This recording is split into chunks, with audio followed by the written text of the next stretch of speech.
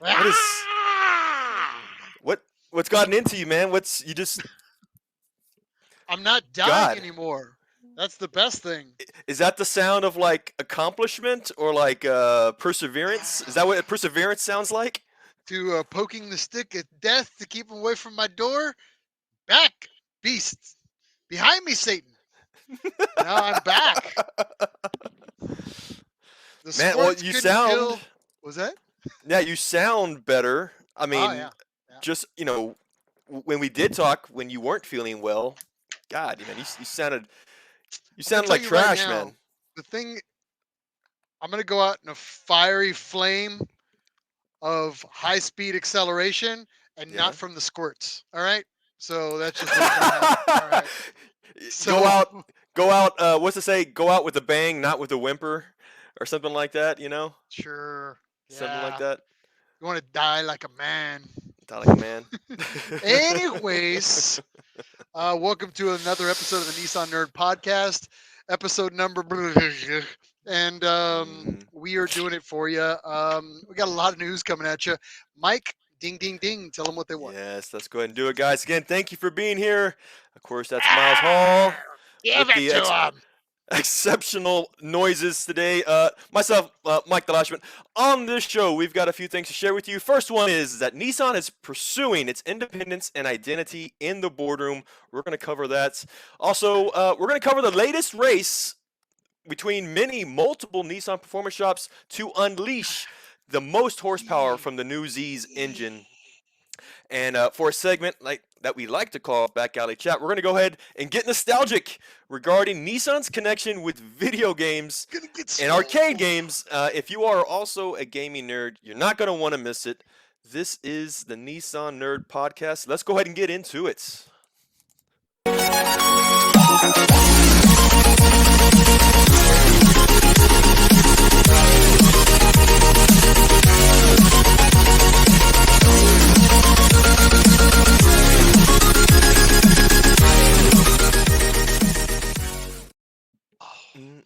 Man, so good not Yeah. to be dying.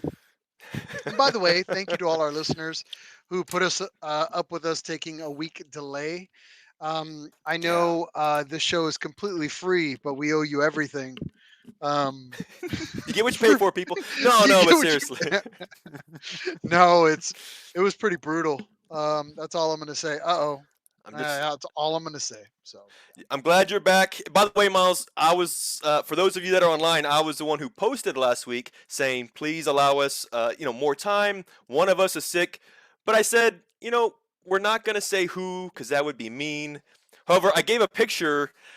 It was, a face app like we normally do, but in my mind, the picture was supposed to give away who was actually sick. It's only if you knew the movie, and this is when I realized that I dated myself by just knowing this movie in general. I don't think anybody got it, honestly, because no one responded and caught on to it. I don't know. I'll share it with you guys that are with us right now. Maybe you will get it. Probably not. I'm probably still on my own, honestly. But there yeah, you you go. will. And by the way, I just want to take a moment to acknowledge all the people who cared while I was dying out there. Yeah. Namely, those people are trying to call and photo bomb or call bomb us right now. Yeah. Namely, our good friend Rob Curtis. I'm going to go ahead and throw Ion under the bus, who were away actually at Atlanta Motorsports Park this weekend. I think that's right. Motorsports Park. Yep. Motorsports Park this weekend. Safe travels to those fellows as they travel across the country. I hope Yeah. nothing bad happens to them on their travels. And I hope they Yep. actually have a good, safe racing weekend. Except for Rob Curtis, I kind of hope he blows a tire just, Oh. and I'm sure he has a spare, but I hope he blows a tire just to teach him a lesson not to call me while I'm doing the podcast. But I love you, buddy. Ooh. All right, you guys be Oh. careful and be safe out I there. see what just happened. All right, we're getting okay. I see what you happened now. Oh, I'll Okay. tell you. Oh, Okay. they blowing you up too? Yeah, they're blowing me up too. Yeah. Yeah. Thanks, guys. Thanks. That's how Trying much. to that's everybody's trolling us. See, this is all the things you don't understand about with the podcast. There's dogs barking outside, people knocking at your door, your buddies are calling you on your phone. It just Yeah, It and never this is ends. all about being a live broadcast. But I didn't mean to distract you, Mike. We'll continue on with our well-seasoned machine of a podcast that we have here. Yes. Please continue. Not a problem. Again, guys, photo on this thing was Tombstone, which is a movie from the early 90s. Of course, the character Doc Holliday has tuberculosis. Like, it's terminal, for God's sakes. And I was like, we put your face on it to let everybody know, hey, we're not going to say who's sick, but if you know the movie, you know exactly who's You sick. know that Miles is dying. Yeah, Yeah. yeah, but Anyway, I don't think anybody responded, so I got to but keep my I 90s will say references this to a though: minimum. the nice Yeah. thing about having explosive liquids flying out from all parts of your body is you lose a lot of weight really quick. I don't normally recommend such a thing, but if you're trying to lose some weight quickly, I'm just Are gonna you saying, say I yeah, fit into. I'm at my fighting weight right now. We'll leave you're it at that. fighting weight? You're just saying eat some undercooked chicken? Is that what you're saying? Or I I don't don't know, man. know. I don't know what happened. Just bad. It's either undercooked chicken or just hanging out with kindergartners, man, who just like put their boogers here. Take taste this booger. Mm. That's what And that's how I got sick. that's what they Let's be say. realistic. It's like they say. You love your kids and you die for them, but they are buckets of disease. It's just they like are they bring they home are everything. walking petri dishes. Yes, that's it. I'm getting more. Yeah. Anyway, moving on with our Yes. lives. We've got a lot to cover in this episode. Thank you again, Rob Curtis, for calling. We love you very much. Oh yeah. So Oh yeah. you can go ahead and log on live with us, Mr. Curtis, along with the rest of us, and comment like the rest of the crowd through our comments page as we continue to move through the night. Movie go forward. Oh God. Gotcha. What a Gotcha. Well, let's go ahead and get into it, Miles. For you, those of you that are with us online, thank you for being here. You can go ahead and comment in the comment section at any time. And as we go through these stories for you tonight, we'll go ahead and take a pit stop every once in a while, check in with you. Feel free to chime in, and we'll kind of give some highlights to you guys throughout the show. Who wants to do the gunpie, man? Is it you or me? You know what? I'll go ahead and Mm, do the compi. Don't even worry about it. Just give a salute to those in the Nissan family whom we wish good health, and to those we may have lost and be reminded of often. And let's do it. yeah, there we go. All right, guys, again, join us. What you got, gunpie? Thank you so much. All right. Mm. It's a good way to get this thing started, honestly. Yeah, not a problem. Uh, So a lot to kind of yes. cover in this episode here. Let's see. Oh my God, hold on. We've got a bit of Let's. a fan base going. So a bunch of Oh people. no. Hi, Rob. You're live. Apparently, they've been drinking since this afternoon. I'm Oh pretty sure. no. Oh no. You know what? We're gonna get into exactly why they are in Atlanta later Yeah, on we'll today get as in here in well. just a little bit. Thank you So, for being with us, dude. Party on, dude. Yeah, you got that kanpai going on. Yeah, you really do. All right. yeah, they're partying down. Good for them. Yeah. Have a All good right. time. But Let's uh let's get into motorsports. I'm sorry, Nissan news. Again, what we want to do in this segment, what we're trying to do is share with you guys the latest articles from the interwebs regarding Nissan, Infinity, both from their official newsroom and from media outlets at large in general. I've I think I've got the first article yeah, go today, for it. don't I? Don't Yeah, I? you actually have a pretty hefty article. Go for it. It was I gotta preface this is that of course I've got my processes now. I know where I search, what to look for, etc. And this article here, multiple outlets, same topic, and so it was definitely much a buzzworthy article. That's why we wanted to bring it up tonight. Let me go ahead and share my screen on this. Uh, there we go. All right. Nissan pushes for its independence. Now, there are multiple sites that reported this. This site that we're looking at is from teslarati.com. The reason for this site is because all the other ones were like paywalled, man. A lot of them are just financial reports and your Bloombergs and your Financial Times and whatnot. This one was probably the most credible or the most detailed article that I could find without having to pay for it, for God's sake. So, So give them the skinny, oh because man, this there's news. is Because there's a reason why we're bringing up this old stuff, because there's quite a bit that we've got to go over. But let's try to make it streamlined, sexy, yes. Drop it. Thank you, man. I am going to do my best on that because it is a very loaded article. And yes, I'm going to give you a little bit of history lesson, and we're going to breeze through this as fast as possible. But what essentially saying here is that uh, the article explains why the Renault Nissan alliance. Um, it explains how it came to be, how long it's lasted, and kind of where it currently stands. Just a few facts to kind of get you prefaced in the fundamentals of this article, though. Renault currently has a controlling stake in Nissan, 43.4%, with voting shares. Meanwhile, Nissan has a stake in Renault as well, but non-voting shares. This all happened in around 1999, to say the early 2000s, because right around that time, Nissan was having some financial troubles, and Renault had come in and kind of, with this alliance, brought the car company back to profitability, honestly, within a few short years, which is very, very uh, uh, applause worthy. You could say it's very credible, an honest, really good comeback. Um, let's see here. The model that this alliance uses was actually very, very revolutionary at its time when it first came out. Honestly, Nissan and Renault were the first company to ever do this. This same model that Nissan and Renault used is now currently used by companies like Daimler Chrysler, the Volkswagen Group. It's all started with Nissan and Renault, this alliance that came together.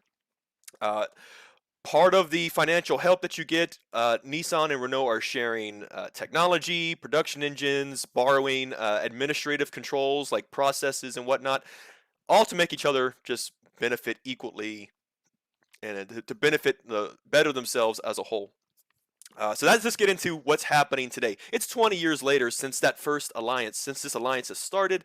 What's happening today is that Nissan is now far larger and far more profitable than Renault, almost double at this point.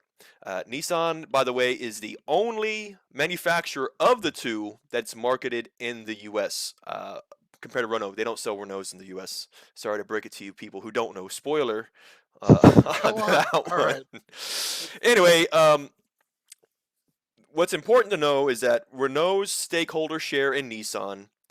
Renault has a share in Nissan, and the French government has a role in Renault. So, by osmosis, the French government has somewhat of a say so, or maybe a vote, just in general, in what the dealings with Nissan. And when you kind of really think over it, there's somewhat of a crisis of identity for Nissan, I think. Uh, just this conflict over control. The French government over the last couple of years have made a bunch of laws that actually give them more say so, you could say. So there's this feeling of crisis identity crisis with Nissan. Honestly, this article explains that 2022, right now, this is not the first time Nissan has raised this topic. It's been happening before, and they've actually threatened to leave the alliance with Renault. That hasn't happened, but they are calling for Renault to just reduce the share. What Nissan ultimately wants is the Renault to have a reduced share in Nissan, not a controlling share anymore. Nissan wants to buy back some of its stock in its own company. I think that's what's going to help give them this better balance in business dealings and control, and ultimately, I think, make them happy. That's what its article essentially saying. Now, whether Renault is going to do this or not do this, it's unlikely that Renault will step away completely. But this article kind of speculates that if they can divest in Nissan a little bit, it'd make everybody happy. The partnership will likely to continue, whether volatile or not, but we'll see what happens in the future. Was that sexy enough for you, Miles? Sure. Okay, so we're to that. Now, the whole reason why we're telling everybody everything that's happened up until now is because of why? Well, this kind of ties into the episode that we had, our last episode. I spoke about this documentary that came out regarding the trials and tribulations regarding Carlos Ghosn.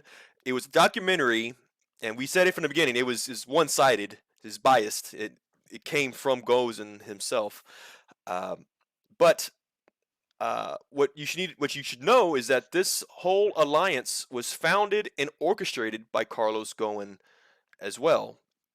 and I think that some of this is Well, the reason why. let's be Yeah, realistic here. It yeah. was orchestrated by Gon, but it was probably paid with Nissan dollars. Ooh. Ooh, Anyway, yeah. moving on. All right. But yeah, so we obviously got this, we'll call it a potentially one-sided documentary that just came out. Now, this was the one that we talked about last episode. It was Yes. through available free through Vudu, VUDU. It was called Carlos Goen, The Last Flight, right? Yes, it was. Yes, it was. I actually got a chance to watch it since we last had our last episode. Really cool stuff, honestly. There was a lot of stock Z32 footage from the factory. So as a Z32 fanboy, I'm just going nuts. I'm like, oh, cool, check this out. They showed the last Z rolling down the line. This footage, this rare footage, you get to see, which was really really nice. But overall, just to kind of explain it, the video, the documentary. It explains Carlos Ghosn's rise, not only in his career, but within Nissan. It explains how Gozen has always been seen as an outsider. That might be biased of some sorts, though, but some examples that make him considered an outsider. One is his nationality. He's not French, he's not Japanese, he's Brazilian, Lebanese, but he's running a French company and a Japanese company. He had a very, very bold character, which wasn't very typical for a CEO at that time. Gozen was sort of a draw for the local tabloids, and so it made him somewhat. I'm not going to say rock star, but what would you call it? Fodder, for the gossips and Faja. for what's that? He was like a Faja. Faja. All right, well, moving along. Either way, So, yeah, it made him a scapegoat. It made him seem, apparently, at least in the documentary, kind of made him a little bit of a scapegoat. However, there is a second documentary well, coming out. You found that well, one. You want to talk well, about it? yeah, this is one that you were talking about. I'm going to watch the Voodoo one, and I'm like, you know what? I Hmm. found it, and it's coming out on Netflix. For those that don't know, this kind of has been under the radar, but it actually drops on 10/26, so just in a few couple days, just a few days. Hmm. So it's actually called Fugitive: The Curious Case of Carlos Ghosn. So it's going to be available through Netflix for those that want to check it out. Again, I've only seen the trailer of it. For those that want to see it, you can definitely check it out. Actually, it's in Netflix coming soon. It'll actually be there, and the trailer is now available Yeah. if you want to go in there and check it out, or and then put it on part of your watch list and watch that. Again, we don't know how pro or anti Nissan it may be. Just want to let you know, Mike's actually showing Have some video of it here in the background. Yes, yes, yes. It's very interesting because, of course, this last documentary that we just summarized was an independent documentary. It was free on some random channel, not a major uh, network or a major streaming channel. This one is. This is Netflix. It's one of the biggest streaming channels there is, and I think this one's gonna get a lot more fire I feel behind like it. this is going to be a little more of balanced documentary, being that it's Netflix. I mean, they usually put some investigative work into those things, not necessarily a paid for documentary potential like the one that's available through Vudu. So, again, Yeah. highly recommend checking it out. Either way, it's good to be up to date on what's happening with the Nissan news. I don't know. I don't know how much Nissan's involved or how they're going to respond to this Netflix video. I mean, they got I so much else going on, but could it be the I next Tiger King?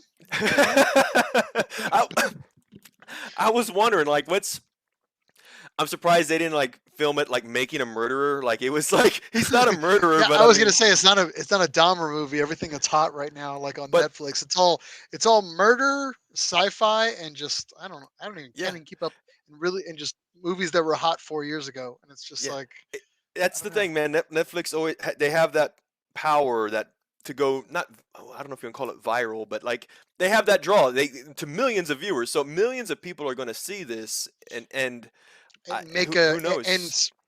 and together they'll be able to string together some type of an opinion on that whole situation. So Yeah, it's yeah. curious how it's going to go. We'll obviously cover it. We'll give you our 2 cents on it Mhm. as it rolls out and once it's available. So by the next time we do an episode, we're probably going to be covering it with some detail and give you a little more insight. Now, Nissan's got a lot of situations that are going on with news. We're going to Mhm. try to cover the news here as quickly as possible because we got a bunch of other Let's stuff we want to go about. let's But check out before we do that, we got to check in on yes. our crowd Let's do it. because we just went into it. Give a little shout out to JLE who joined up with us. Hey guys. Hey, as always, right back at you, Justin. See here, Jeremiah's on with us tonight. Nice. Our Infinity Mechanic Guru. Um, anything you need with an Infinity, that's your man right there.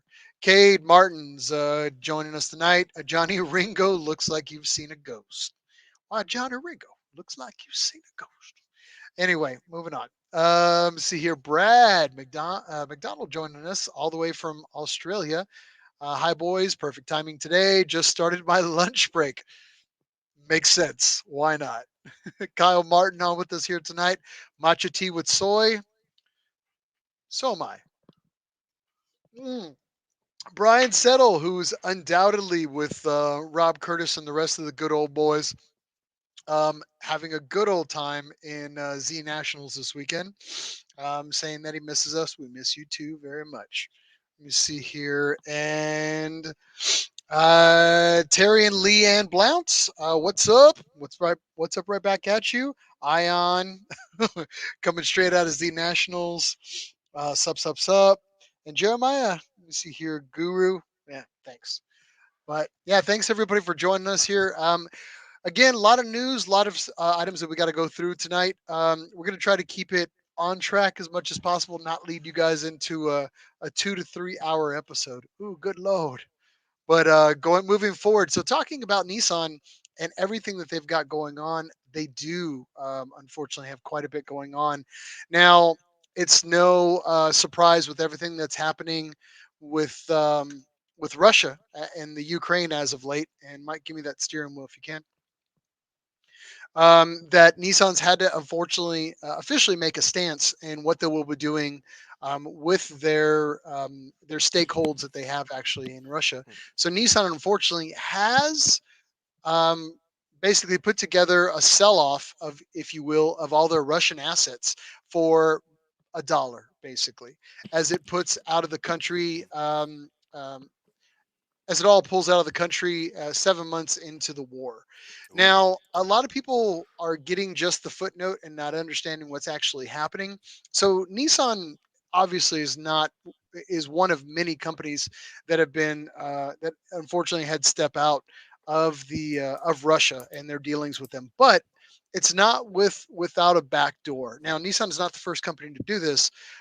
Renault actually, speaking of Renault, they had actually done a similar step and sold their interest along with Nissan to a company by the name of NAMI, NAMI, for NAMI. reasonably the same amount. Now, it actually again left a back door of with the opportunity to buy back their interest within the next 6 years. Wow. So yeah, so this is not a complete step away, but unfortunately, with everything that was happening with restrictions, production delays that were happening in Russia due to the war, the ongoing war, it wasn't. It was basically just an albatross on their neck for a while. So they said, you know what, and they just had to make that financial decision of you know, taking a step away from that and going from there. Now that comes with an unfortunate price tag for Nissan, which is roughly about 686 million. You say that Uh, so smoothly. Can you say that again, please? 600 686. million Yeah. dollars that they're kind of temporary flushing away Well, at the. it sounds better if you say 100 billion Japanese yen Okay, that's with a better. B. That's Yeah, yeah, exactly. that's better. Yeah. So yeah, unfortunately, that's been the situation with Nissan. Of course, they have that back door for the 6 years, along with a few other manufacturers out there. I mean, other companies in the in the retail sector, like Adidas, had stepped out. Food Mm. manufacturer Oetker was another one that some may or may not know.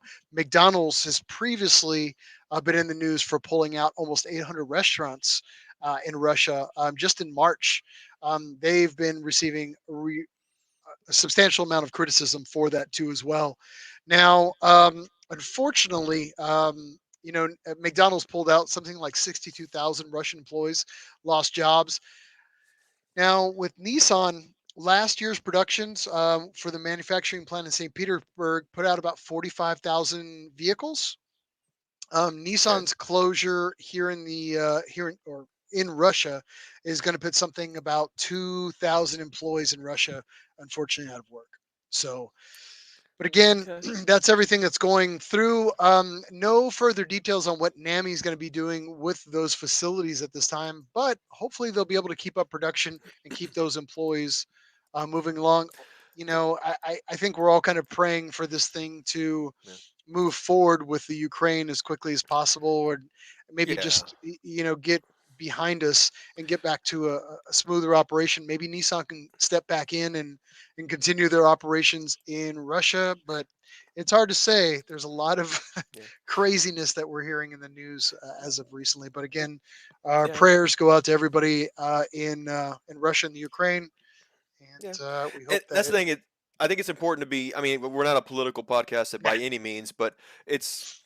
I mean, you got to understand that not everybody in Russia is pro-war. Just like how nobody in pro America war. is all pro-war.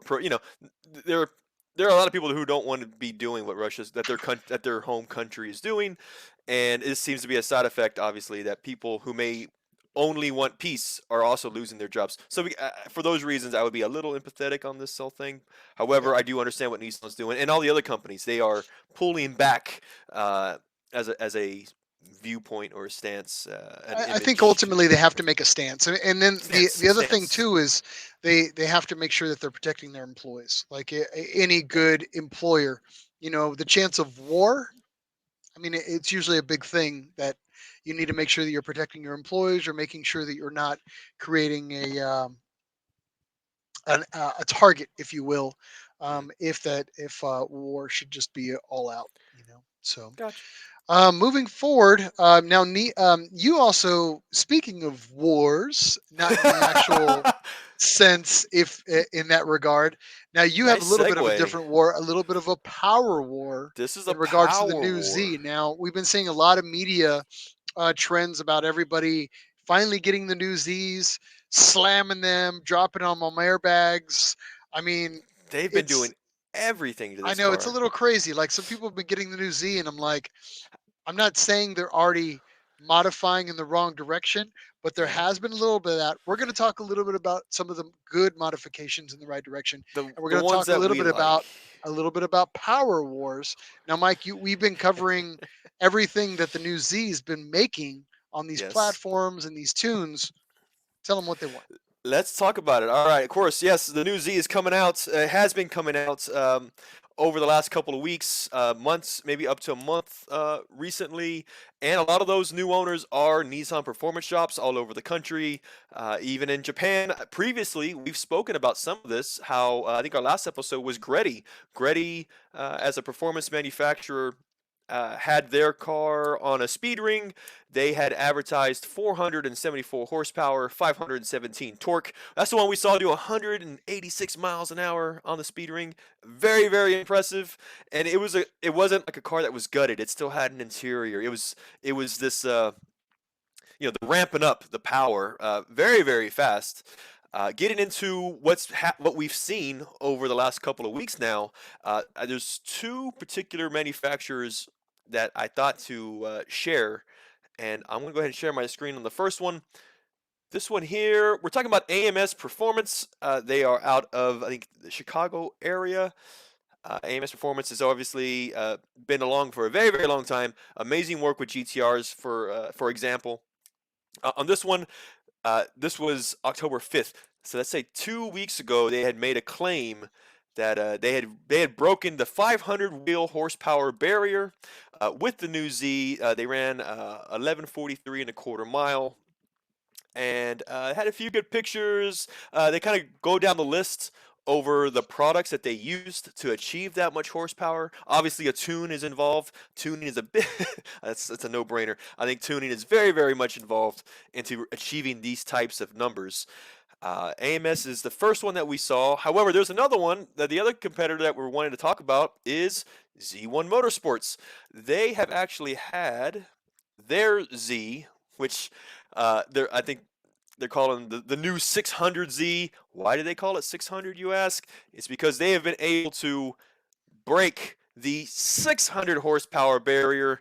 Uh, Currently, at least from the last time that I've checked online, is the highest horsepower Z so far. Both of these manufacturers, by the way, have had these cars for less than a week, almost less than 2 weeks before hitting these numbers. It's amazing how fast that they are just attacking this engine, throwing as many mods on it, going just bananas with the tunes, just to the absolute limit with these cars. And so this one here, you see 622 horsepower on the new Z from Z1. Maximum torque they had here recorded at 533 maximum torque. Amazing numbers, very, very impressive. Uh, they're saying that, the amount of mods, again, this one was a base model. Essentially, what they're saying here, you can get a base model, throw a couple $1,000s at it. I would say probably, 6 to 10,000 horsepower, or six six to $10,000 on this car, and get 600 horses, which is an amazing amount of power. Now, this was the last one. This is the teaser because we don't know what's going to be happening yet. But after this came out, you see what's happening. It's one, then the other. These two different companies responding to each other, sort of subliminally, or what's the word? Passively, posting. After Z1 advertised this number, AMS comes back and they say, "Do you think we were done? We're just getting started." This came 2 days ago. Now, again, no numbers. There are no claims on this, but they're just showing, hey, this engine's out of the car. They're doing some more mods. Who knows what they're doing? And so this is sort of the to be continued mark that we're seeing, this back and forth with the new Z and the claim for who has the most power. Um, I'm wondering who's going to blow the first engine. Honestly, I mean this is stock, from what I can tell, stock head gasket, stock bottom end. Um, I think bolt-ons are obviously to the maximum so far. But what do you think, man? We have any thoughts on this? You know, I think it's a chess match right now. I know people don't think about that or they're not even considering that, but I think there's more power to be made. It's not quite at the tipping point, but I guarantee there's a little bit of holdback. Like everybody's going to be, eh. Just I mean, the yeah. reality is the platform makes the power. I mean, it's getting close to the ceiling, in my opinion. Um, but Yeah. I think there's still room to play. But yeah, this is going to go on for a good while. I would say this is probably going to be up until this time next year, if I had to guess. Well, they're going to So, keep it going. I'm sure you're going to start seeing some, modified blocks at this point. Who knows, pistons, rods, because they're going to find in doing this, they are going to find the weakest link, and then they're going to fix it and then find the next one. That's what R&D is doing. You're trying to just make this thing so bulletproof that you just well, squeeze out let everything. let's not say bulletproof and power in the same statement. Let's just call it they're going to be giving the people what they want if they want that. That's true, and that's very, very true, man. So, There's that. I did have a question for you though, Miles, and this ooh, was just me thinking about it, which was, again, we spoke about Greddy. They're one of the first companies that we saw promoting what power this modified platform can have, and then you obviously now you see those numbers that Greddy originally had being dwarfed by these other companies. Um, you could probably say that Greddy is sort of the establishment, one of the first companies, especially Japanese companies that have a long tenure, very, very reputable, achieving that number in the beginning, which we said 474 horses. Now you got these other companies, these American companies coming back with more horsepower in general. I was wondering, do you think any of the Japanese companies uh, become frustrated when they see American companies make more power than they're doing? Or I hate to say comparison because I mean I think comparison is a thief of joy, honestly. But it I'm just curious. I don't know if you have any thoughts on that. so you're asking me if you think that if you think that I think that Nissan thinks that people modifying their cars are is a slap to them their face, No, no, no, no, no, no. or Nothing to do with maybe Nissan. okay, I'm gonna leave it at this. And we've talked about this, and we know this for a fact coming from people that we've talked to in with Nissan. Okay. For the Z, for those that don't know, um, they designed the car with a tuner mindset when it hits the market. Well, what I mean by that is the car, for the most part, has everything that somebody would want in regards to internally all the options, all the power that you could potentially want to make. Now, for a tuner, a lover of tuning, Hmm. or just say your average low grade entry level Z guy. And we're not talking Okay. about us, people that are probably, we're talking about people that are just getting into it, like buying the car this weekend and then going there. Hmm. What's the first thing that they're going to want to do? They're going to want to change out the intake. They're going to Yep. want to change out the exhaust. They're going to want to Yep. change out the wheels and give their own variations of customization. Now, if you actually go back and listen to some of our podcasts, or if you go back and kind of listen to folks talk from Nissan about that, it's why they didn't spend a lot of money putting in development into really high end exhaust anymore. Because guess what? It's one of the first things that people rip off because they want to customize their vehicles. Yeah. So they're making reasonable parts if people want to keep them, but then if you want to take them off, they didn't really go ahead and spend another $1.8 million developing that exhaust system, Yeah. or that induction box. Well, Because yeah. that's all stuff that people are going to want to modify as they move forward with owning that vehicle. If you really want to kind of get it and mod it from day one, and there are people that are doing that. I So remember being present at some talks just between enthusiasts, official and unofficial talks between Z enthusiasts and people who have influence. yeah, Especially when the Z before anything was released. And one of the comments that stuck out the most to me was make the engine robust enough for the aftermarket industry to thrive with it. true. Maybe Nissan doesn't want to make this. I mean, 400 horsepower. I think is a 400 horsepower should be enough for anybody. Just say that. You would think, You but would think. You would think. Yes. these days with everything, I mean, the power wars is kind of coming Yeah. around again.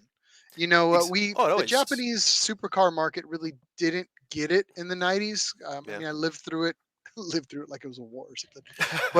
But I mean, I lived through it. But what's happening now is the domestic market is kind of dictating the way that the tuner market Of is course. happening. What I mean by that is like these demons that are coming out, the coyotes, and Exorcist, the Coyote. all this stuff that's Yeah. coming out. It's the on that side of you know the the car industry or Yeah. the sports car industry. Yeah. It really is just chasing power because that's how people understand. And we're speaking as Americans because this is, I think, in terms of priorities, I'm sure different Yeah, areas of the world for have all different our priorities. Aussie UK folks, this is the world that Yeah. we live in, and we're giving you an understanding Uh, of that, at least from our yes. perspective. This is all opinion, just It's from what a us. brochure But reads in terms of 0 to the, 60. And yeah. yeah. So getting back to it, I think that I don't think there was a concern with the way Nissan. I think they deliberately did it like this. And then the other thing you have to nobody really is thinking about this too as well. But in the '90s, supercars, you had the Z that came out, the Supra RX-7, the GT4, MR2, if you will. So I mean, all those cars that came out, they were just like amazing cars at that time from Japan. Their best foot that they were putting forward Yeah. at that time. The tuner market really wasn't what it is today. It's a multi-billion dollar industry in the United States. It was a multi-million dollar industry in Japan at that time. Yeah. And they kind of catered a little bit to it. But to the point now is the world that we live in now, and the way that our dollars vote is the way that Nissan's put out that product now. Yeah. I do need to backtrack though. Forrest caught me on something, and he was right to do so. He go low grade A, and what he means by that is I said that new people that are going out and buying the car now are low Yeah. grade Z enthusiasts, and I apologize. I should just say entry level Z enthusiasts. And what I mean by Entry that is level. it's the only vehicle that you've explored. It's the only vehicle that you've dipped your toes into in regards to Nissan. Now, that may not necessarily true. Some people may have come out from Miatas or Supras or RX-7s, RX-8s, S2000s. It's hard to say. Yeah. But yes, Forrest, you weren't joking. You were being serious. And I completely, but God. the Yeah. point is, but you actually made a pretty valid point that, there's nothing wrong with that. And I want to say a quick story here. Uh And oh. so when I first got my Z32, obviously we ran the span in the United States from 90 to 96. So Yeah. when I got my first Z, which wasn't until damn near 2000, because it was the only way I could afford one. It had to wait a while for the heat to come down, and that's Mm-hmm. when I bought my first one. And then I went to my local Z meeting, and there was no Z that was coming out for a while. Then the 350Z dropped, and then all the old guys, just like with all the S30s, S130s, the 300 Z31s, 300 Z32s, I just noticed something that was happening. It was a kind of a grumble because the new kid that would come in at that time, smoking his cigarettes with his light up shoes and spiky hair, It's because that vaping wasn't there yet. Is that what you're vaping saying? wasn't there yet. Yep. It was a little more ravish. I'm trying to think what else was popping and locking in 2003 and 4. Sandstorm. I don't know. Sandstorm. That's too. Oh, Maybe. Yeah. okay, moving on. All right, we're not going to break out a rave right now. But Okay. my point is, you know, uh, 350Z guys made way to the 370Z guys, and we don't see it because we weren't that much into it or didn't have the ownership at that time, but they kind of like rolled an eye to the 370Z owners. Now 350Z, 370Z owners are going to be rolling an eye to the new Z guys. It hasn't happened yet. There's not enough Ah. out there. But when they start hitting the local meets, they start making your local events, hitting your local conventions like ZCon, Z Nationals, Branson, Well, whatever. But you're going to start seeing those guys show up, and you're just like, now "Ugh." I wonder about that. So it's like a level. Not, would you call It's a it taste. cringe? Is it just? That's not. It's not No, a I cringe. think what it is It's like is a. it's a taste thing. It's a And you know what? To be taste. It fair, tastes. Okay, I see to what you be mean. fair, in the Yeah. 90s, we had some of the worst taste.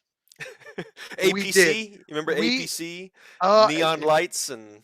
You know what? We were breaking ground at that time, and I'm gonna go ahead and say, and I'm gonna bow, and I'm gonna do a universal bow, and I'm gonna fall on the sword for everybody who ever put a sticker on a car, for anybody who ever put A fear this. anime picture on a Nissan. I am falling on that sword. We messed up. All right, I apologize. We screwed up. We put neons underneath our car. Yeah, if you're still doing it, bad on you. But we Yeah. were doing it on the ready. Like we We were had doing it like it was going out of style. we had wiper blades with two blades. Remember? Oh, the two blades, baby. I remember the two blades. Yeah, two blades per wiper Oh, arm, man. It was speaker systems that ridiculous. were just you could barely get in the car. You just every time you were setting them down on 12s. Yeah. We were stupid, and guess what? Yeah. It's like your parents talking about the 70s. Oh yeah, I smoked a lot of things and I Ah, did a lot of things I shouldn't have. Free love. Well, free love. guess what? That was I our free love generation of tuner world. But well, guess what? guess It what? was actually in the heyday, it was some of the best stuff. Best magazines, best VHS, DVD coverage. I don't care Just what you stop. Just say. stop. Just It's stop. Just stop. what?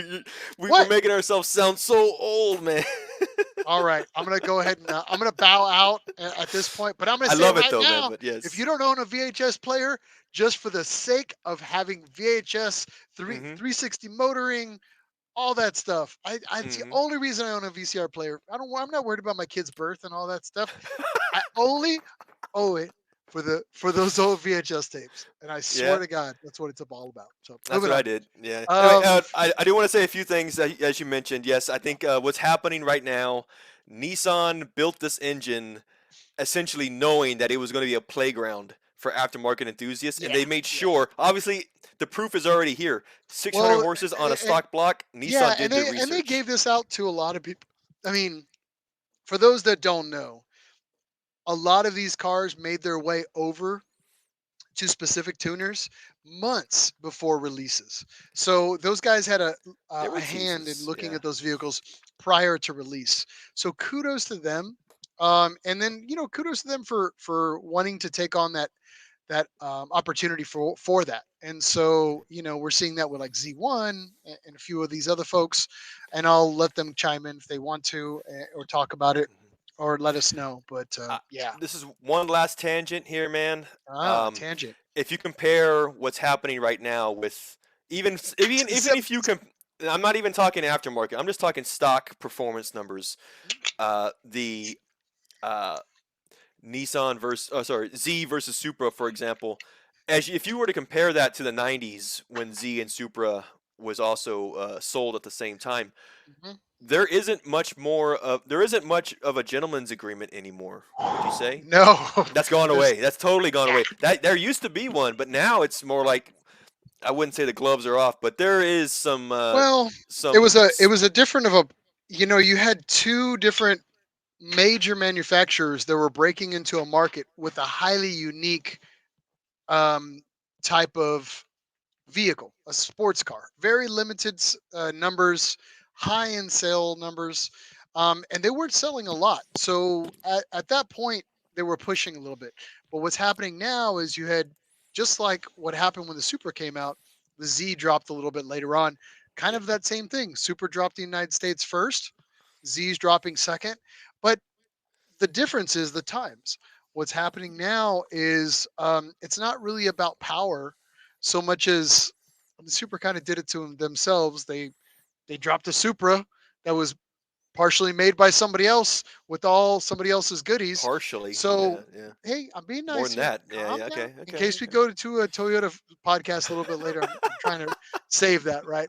But moving forward, for but Nissan came out with a platform that they specifically listened to their market. They They specifically did. listened to a lot of enthusiasts, and they went to a lot of folks like ourselves, not us specifically, but to enthusiasts, and they listened to what they want, and they gave it to them. And you know what? Right now, this car is doing nothing but buzz. So far, everything's looking like everything that they planned or that they Yep, were hoping for. So again, kudos to all our yep, Nissan employees that listen. Kudos to all the Nissan staffing and the marketing folks that have been busting their tail getting yep, these cars out there, especially with limited chip shortages and everything that they've been kind of plagued with. They are still kicking tail. And again, Dan Pass, all those guys, Casey Kilmer. I can't say enough. If I'm missing anybody, my apologies. But again, just a kudos to our Nissan employees. A few things I did want to kind of comment on before we go okay. into motorsports here. A Yes. couple people dropped in. Orlando, American companies are all about the V8 engines and now digging into the six-cylinder turbo engines. He's 100% right. A Someone had small mentioned that. displacement. Yep. I think. Smaller I think. precision. Yeah. Uh-huh. I think you're going to see a separation in between the big power, and people are just going to be willing to pay for that big power displacements. Okay. And now you're going to start seeing the lower displacements, chasing that economy that the world that we're living in now. And maybe you're Yep. not going to start getting some forced induction out there. But don't forget, boys and girls, EV world is right back there. It's clawing to come to make its way up. So, maybe in the next 4 to 6 years you're going to see a lot of changes, and this is going to be new ground, new market, a new kid at the table, if you will, that's going to be there to potentially take people's money. Mhm. Who want to drive a sports car, who think they're buying into a sports car or whatever, Yep. however you want to take that. So yeah, but that's a very deep and long-winded um, conversation that we're not going to get into tonight because we've got other things to cover. Cade Lots. Martin said, "I love neon, and you'll never stop me." I know we will not. Um, yes, we Yes, love yes, Cade. yes. Not always his style, but we love What Cade. was it's escaping me. What's the style of sunglasses that he always wears? It's those particular Oakleys that Ah. that every baseball player on Juice in the late 2000s was on. There you go. because Pit Orlando, Vipers. They the are the Pit Pit Vipers. Vipers. That's the ones. Yes. Let's see PC here. principal looking things. Yeah. Yeah. Let me see here. Yes, the Pit Vipers. But Orlando says, Miles, I love you. Yes, I love you too as well. Obviously, he's talking about something else. All right, Oh yeah. moving along. So we got to talk a little bit about motorsports now. For those that have been following the podcast and been following Super GT or updates on the page, we are having a stellar year for Super GT. And Mike, give me that steering wheel because I am going to share something real quick. Sure. Now, in the last few races with Nissan, we've had just nothing but a really good year with the new Z platforms and even the continuing GTR platforms that are only in the 300. Again, the new Z is in the 500 class. Okay. GTRs are in the 300 class. All around, Nissan has probably been having one of the best years that we've seen in a really long time.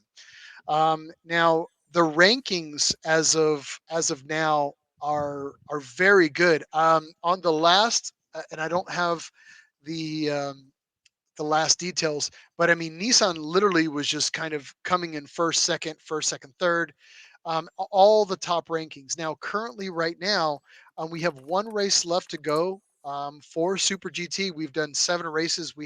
It's an 8 round series, but we've got one more race to go, round 8.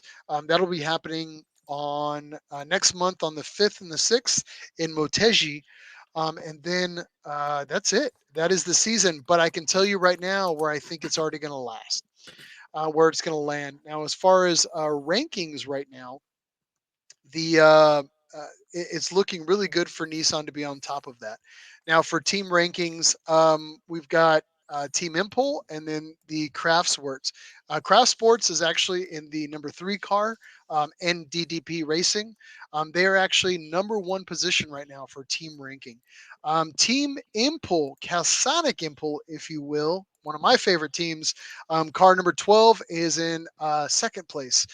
Third place is the Estemo NSX. And then a few places down, we've got in seventh place, car number 23, the Nisno Motul car is actually sitting in seventh place. So again, it's going to be a heck of a year for Nissan. Nissan's even doing great in the 300 class with the Gainer car number 10 sitting right there in third place. And then, of Mm, course, in fifth place with the number 11 vehicle. So, quite honestly, I think this is going to be one of those years that Nissan's going to use for a very good promotion year. And me and Mike talked about before the Super GT series began this year, and as they were this vehicle behind me, this test vehicle, they were starting to get it out there for testing, and they said that it was just handling better. They said it was driving faster than anything else that they had previously had. Um, it's a testament to that. Nissan put their foot forward in yep. the motorsports industry, in the motorsports series for Super GT, and it's paying out dividends for them. There's no way that they're not going to be placing well this year, unless just an absolute horrible situation this next series, which is not going to happen. Yeah. Um, but again, I think they've done a hell of a good race for the last year. And for those that haven't watched up until as of recently, go back and watch those. There's some really good races. We have some of the links available through the Nissan Nerd uh, podcast Facebook page. And you can watch some of those races, and they are just amazing. Great, um, great, great give and take. But Mhm. kudos. So. Cool, man. Yeah, we're almost winding down on the Super GT season. Pretty soon here, it's gonna be wintertime, man. We're not gonna have much to report on except for PR. It's gonna be a little different season coming up, man. I hope. Obviously, like you said, Nissan teams look to be on schedule to be having some really good wins Well, this year. I mean, let's talk Championship. about next race season. Obviously, we'll have Super GT. Nissan's coming hard for Formula E. We're going to have Nissan. We'll have the Nissan Sentra Cup. that's going Of to course. be probably coming out again. We're definitely going to be covering that. And then, of course, we're going to be covering the Rebel Rally, which actually just ended recently. But if Yes. Nissan's going to be getting into that, we're going to be covering that again. You want to talk, speaking of that, it just ended. You want to talk a little bit Yes. about the Rebel Rally? Let's go ahead and do that. Yes, yes, yes. So, in the last episode, this th- this competition is somewhat of a grassroots level competition. For those who don't know, the Rebel Rally is an all-woman competition. It spans 8 days, happens once a year, and this competition is about a 1,500 mile stretch of drive across various challenging terrains across in this case, across the Nevada desert and the California desert. It's not a race for speed, but more of an event based on the elements of hidden checkpoints, uh, uh, Mhm. time, Actually, give me the steering time wheel. I'll run the cards. video in the background. Oh, So cool. Let's do that. And now the challenge is also for distance, but they're using, you got to understand, they're not using GPS, they're not using cell phones. It is all with traditional tools. So in this case, maps, compass, The persuading. road book, etc. So not only is it a game or a competition for just getting to your next checkpoint, but also a game of survival. I know last time we talked about this, there was multiple uh, you see examples of getting stuck in the sand or a tire going flat.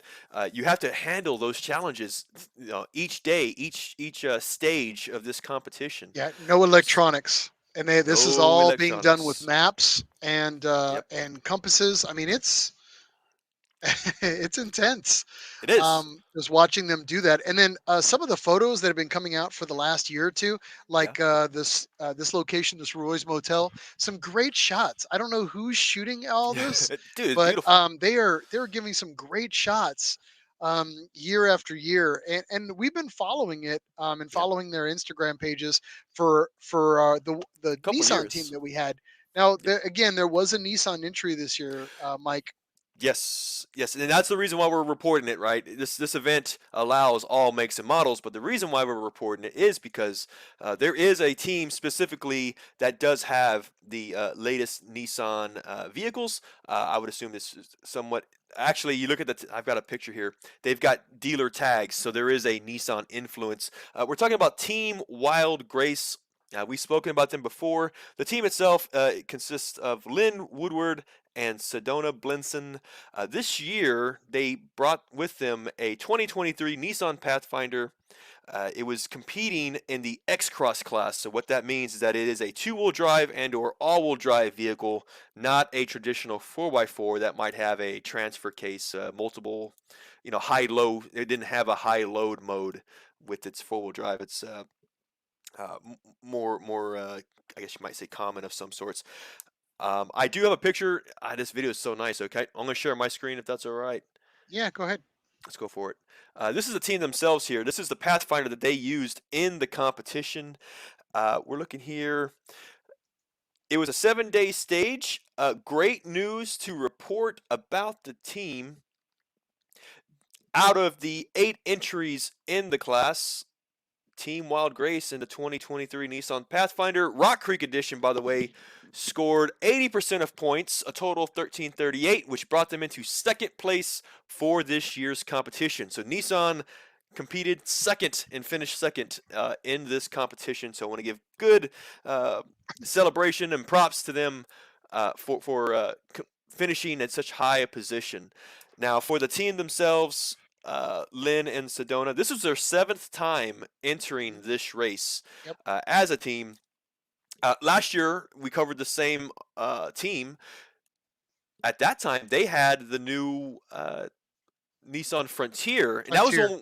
that was the one with the livery. They had like the hard body livery that they Yeah, used. It was really nice. what's crazy is once that race was done, it went on tour to like I don't know, maybe SEMA or It did I can't SEMA. remember where it kind of made its way to, Yeah. but they just left all the dust on it and then they just took it on this grand road tour, which is to me super cool. They Yeah. and the photos that came out of that year were great as well. But again, I was thinking originally when they were doing this, I was thinking the Araya was going to be the car that they were going to get this year, but I would think that's going to be the bad boy next year, maybe. I think so too. Well, it comes down to the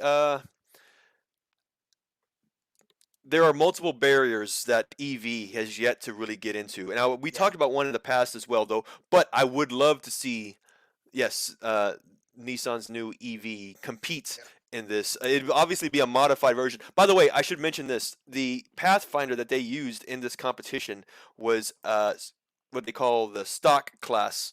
They called it bone stock class, which to me, it's I don't know what the difference is between stock and bone stock, but I mean that's just what it is. But you could say from this stock form, it competed in second, which was very very impressive on this. So yeah, next year, who knows? Maybe Nissan's got some R&D in place to bring out the new Aria. yeah. Into this Rebel rally. So very, very excited for them. Want to give them their props. And this time next year, we'll be doing the same thing, covering uh, their progress and possibly other teams as well. This has been the main team that we've been following. There are some others that are um, sometimes using, I think last time we talked about one team that was using like a 15-year-old Xterra, which is really, really cool. I wonder if they'll be doing the same thing next year. So we'll cover more teams in the future, is Yeah, I would what we'll definitely do. like to see Nissan's hand in that a little bit more. I'd like to see them try to do something, maybe some independence. That'd be cool. Just to be Yeah. able to see some other folks that are out there put together something. But yeah, it's just honestly, I'm excited because originally at the beginning of this whole pandemic, we knew that Nissan was going to be scaling back for motorsports, but here they are. It didn't take that long, but now they're springing back, and we're going to see that now. For those that are listening, of influence with Nissan, if you could get together like a Z spec class and just kind of make that happen, that'd be great. Yeah, just or maybe take some of the new Frontiers and just kind of, I don't know, run them up Moab or something. That'd be pretty badass. Or Baja 1000. I'm just saying. Anyway, Are, but are, are you the yeah, guy that are you the guy who like shyly walks into an executive meeting and speaks behind the ear of the CEO? You know what I mean? Like he's giving a presentation and he's like, "Hey, I know you're busy and all, but if you could just." it's gonna be like that. You want to be in Baja 1000 this year? Yeah, do it, Baja 1000. Do it. You can do it. Jesus Christ, man. But anyway, we'll see if anything comes of that. But yes, I do hope that we see Nissan's footprint in more motorsports or more spec stuff. That'd be great. Just like they're Yes. doing in Canada. So again, we'll continue on with the Yes. motorsports. It's going to get a little dry here, but we're going to keep giving you every little thing we can.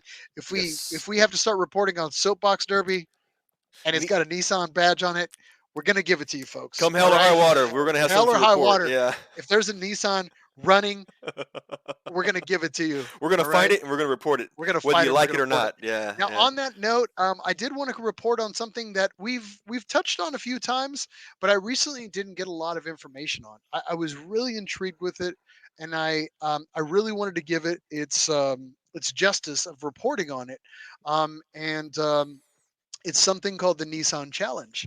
And we've talked about this once or twice before, but we just didn't get a lot of information on it because, quite honestly, they were just they had information that's out there, but they kind of had their own world that they existed in. And Mike, let me share that steering wheel. Take the steering wheel Sure. from you. But this is actually the Nissan Challenge. It's actually happened for the last few years, and our goal is eventually to have some folks on from that. Maybe some of the event organizers, a Mr. Lee that we might have on here within the next few episodes, or maybe our good friend Charles Parks, Power Tricks, come on as he's been involved in this event very long period of time. So Yeah. again, currently right now we are through round 6 of the Nissan Challenge. I don't have a lot of details about standings or who may have won the last places. Of course, we can get that as we start to get a little more information, a little more detail. I do know that they have 2 more rounds out of this 8 round series. Round 7, November 20th in Chuckwalla, and round 8, December 11th at the streets. I'm assuming that's the streets of Willow. Willow. But again, we'll go from there. I'm pretty sure it's the streets of Willow. All my photos that I previously have seen have been of that. Now, I'm for those that don't know, why would I just show you a page with a schedule? Of course, I'm not. I want to show you some photos previous of the last few years. Right here is our good friend Charles Parks, who we've known for many, many years in his GTR, which is actually one of the cars that competes, and then just a lot of good Instagram coverage and some really good photos. Um, so again, if you're on Instagram, type in Nissan Challenge all together, and you'll be on. You can follow them and get all their updated information. Here's actually a photo of Charles flying right there, and And go ahead. oh, this race. All these races are in California. This is a West Coast This event. is Would a you say? Yeah. Okay. California-based Okay. event. I do apologize. Yeah, it's a California-based event, but I do have to say, it looks like a lot of fun. I mean, these guys are coming out strong. But again, for those that want to check it out, you can do that at Nissan Challenge through their Instagram page. They have a Facebook page you can continue to follow as well. They've got two more rounds. We hope that they'll continue to take a lot of photos, keep everybody updated, really get rankings. That would be kind of cool. And then again, for those that want to compete, maybe for the next rounds, you can check that out at Speed Ventures as well. Or you can continue to follow the page and sign up for the upcoming next year when they open up registration. So, Cool. Cool, man. Good coverage. We haven't covered that one enough. We need to definitely make that no, more of a we didn't have a regular lot of event. information. So, but again, Yeah. I'm sure now that we're kind of putting it out there that we're interested in that, Yeah. we'd like to get more information. I think we'll probably see a little bit more, and I'm going to do my best to try to give you as much coverage as I can because you know what? It's a Nissan based challenge event. We need to support it. Anything like our community, if we expect our community to be strong, we have to make sure that we're supporting all of our events of note. So again, JLE Good actually point. commented in. He goes, most of those cars are running Power Tricks coilovers.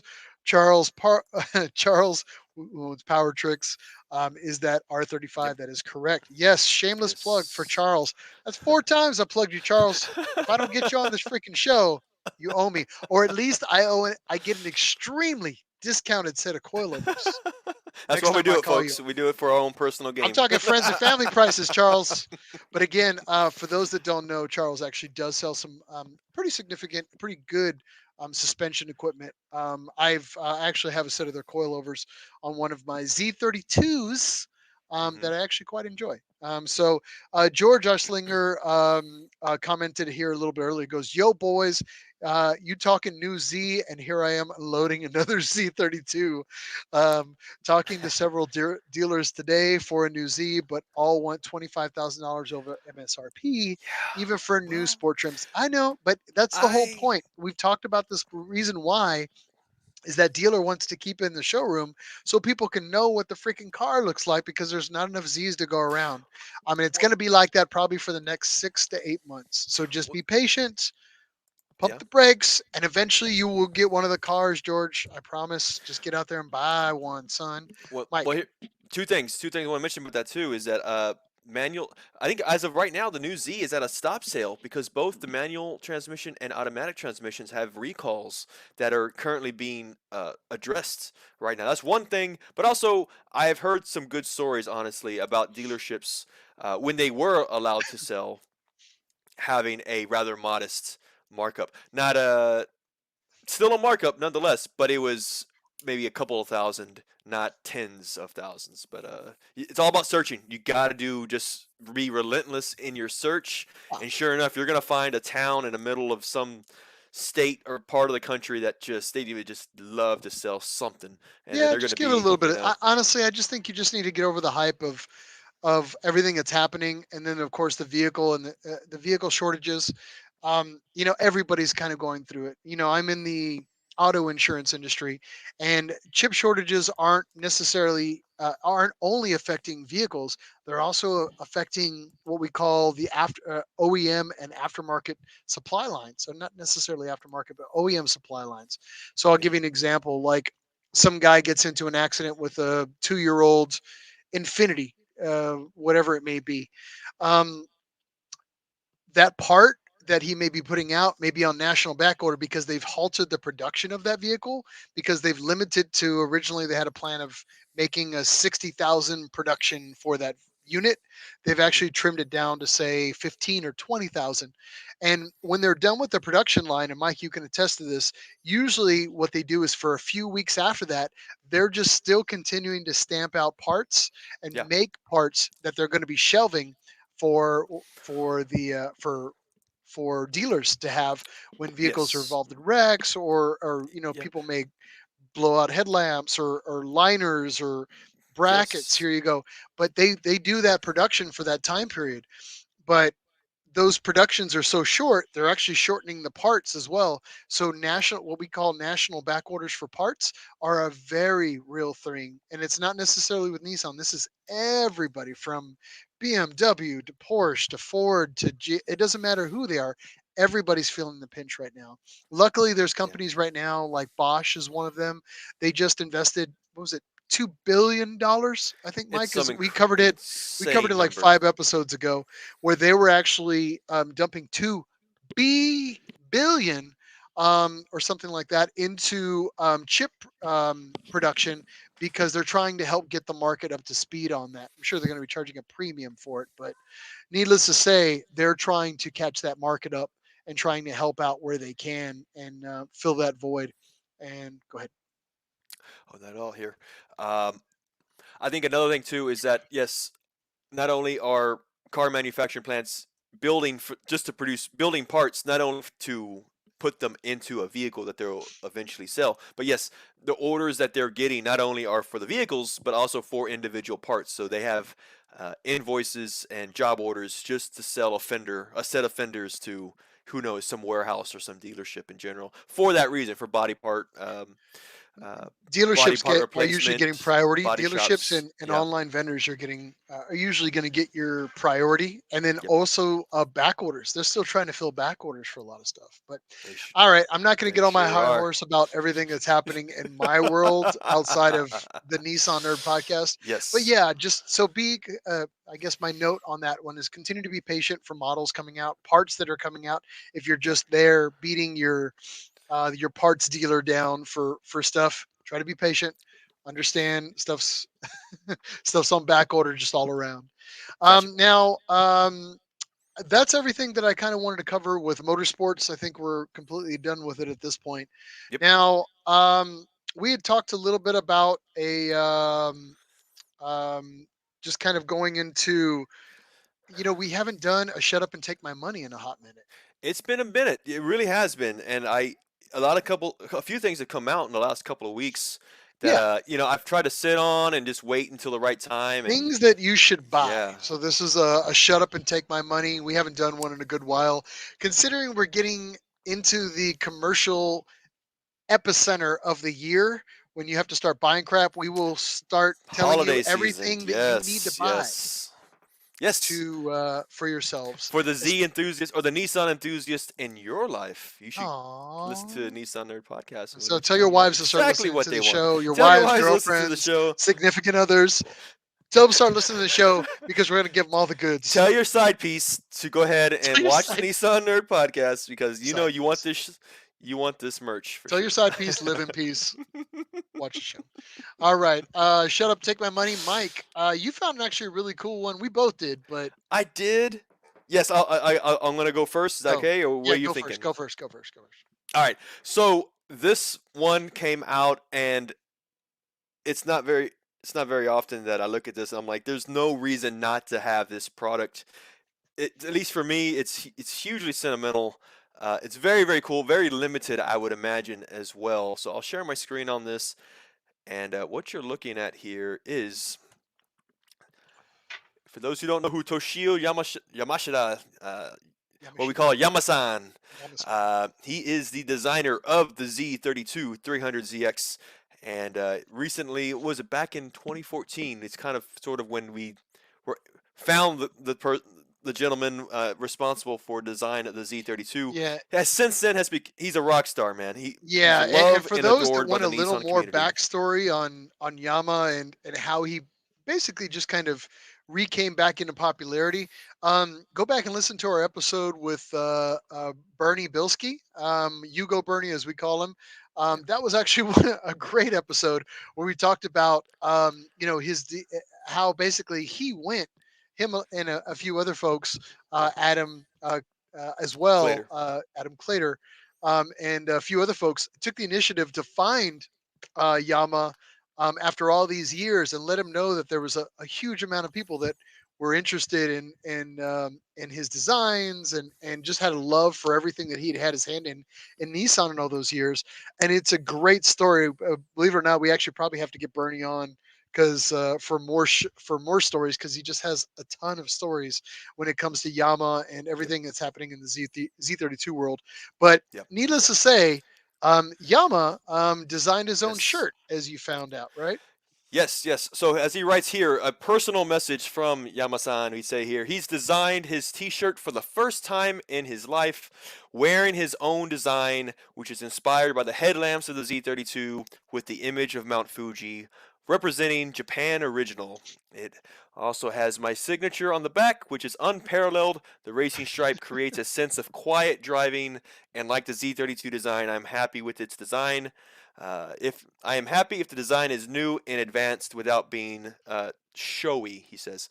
I hope it'll be a sophisticated and special piece that will blend with your lifestyle. I will definitely wear it when I meet you all.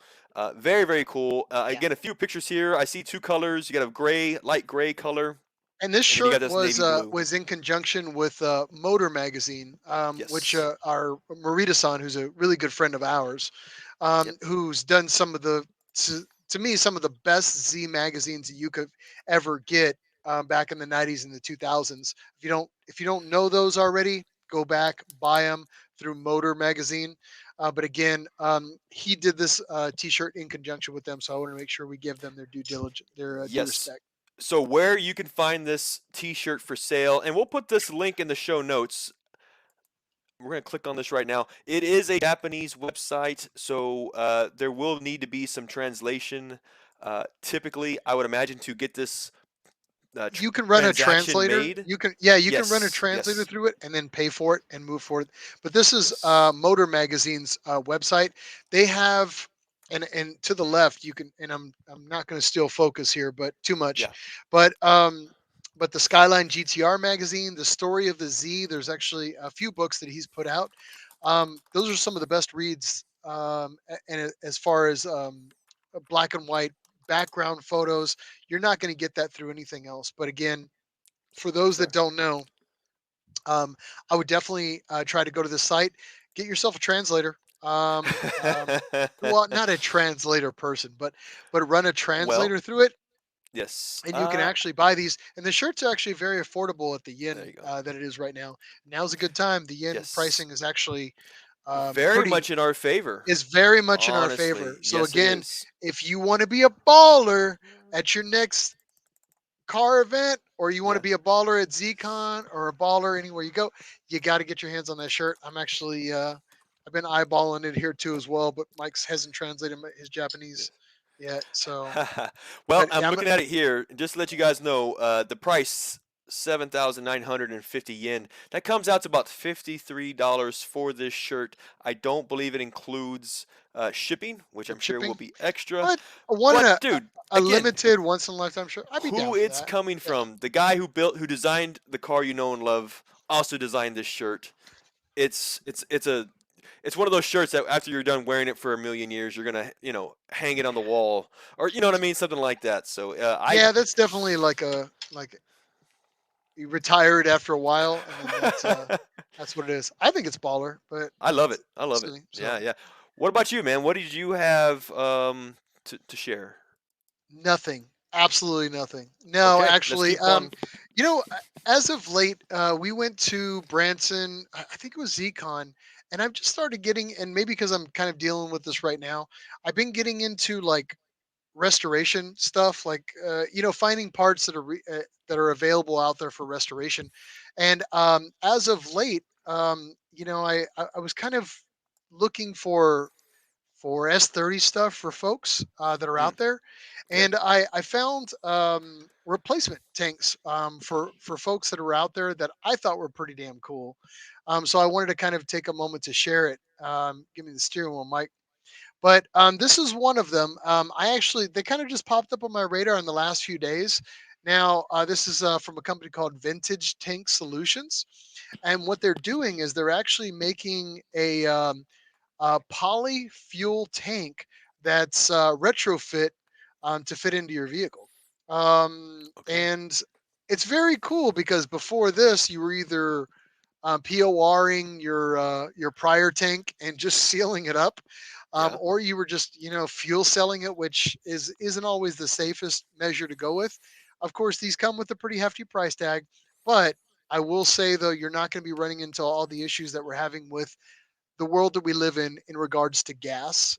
And unfortunately, with all the what is it, the ethanol that separates out from the fuel, that's causing all the problems for injectors and really carbureted Oh, engines.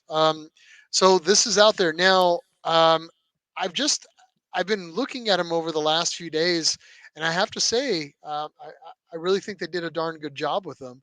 Um, and I re- yes, sir. y- yeah, I remember up until very recently that yeah, reproduction tanks for the S30 chassis has been haven't exactly been offered before. You said this one is it's not a steel tank like stock. You said it's a composite material. Is that It what you is said? a complete composite tank. And that's very much like what new tanks are like these days, right? Correct. Yeah, exactly. And that's the thing that a lot of people don't understand. It's just you're basically updating your vehicle. Now, there's a few little bonuses for this unit. For one, it's cross-linked polyethylene, so it's extremely strong. It's lightweight. It's actually a one-piece design. There's no seals anywhere around it, so you don't really have the potential for fuel leaking in maybe a traditional tank that's sealed or crimped over, if you will, and sealed. Okay. Um, Now, this is basically 9 pounds. Obviously, you're losing some weightage with this. Weight savings. Okay. So versus 20 pounds, some may not be as Every ounce passionate as weight counts. savings Yeah. as I am, but OEM, yeah, you're looking at 20 pounds. Um, it is a pretty strong, thick-walled construction, and it's going to be able to take anything with gasoline and ethanol. So really, your daily driver, long term, this might be the way to go for you.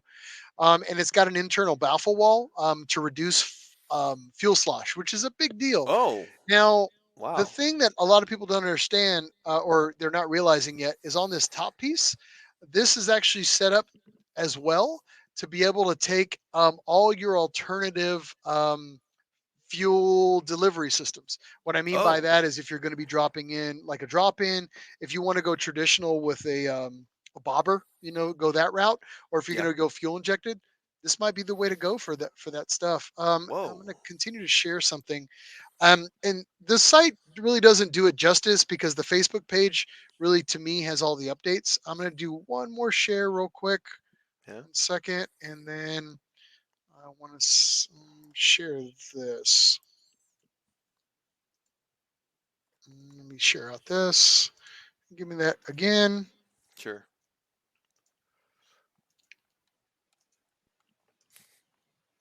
Now, this is Processing.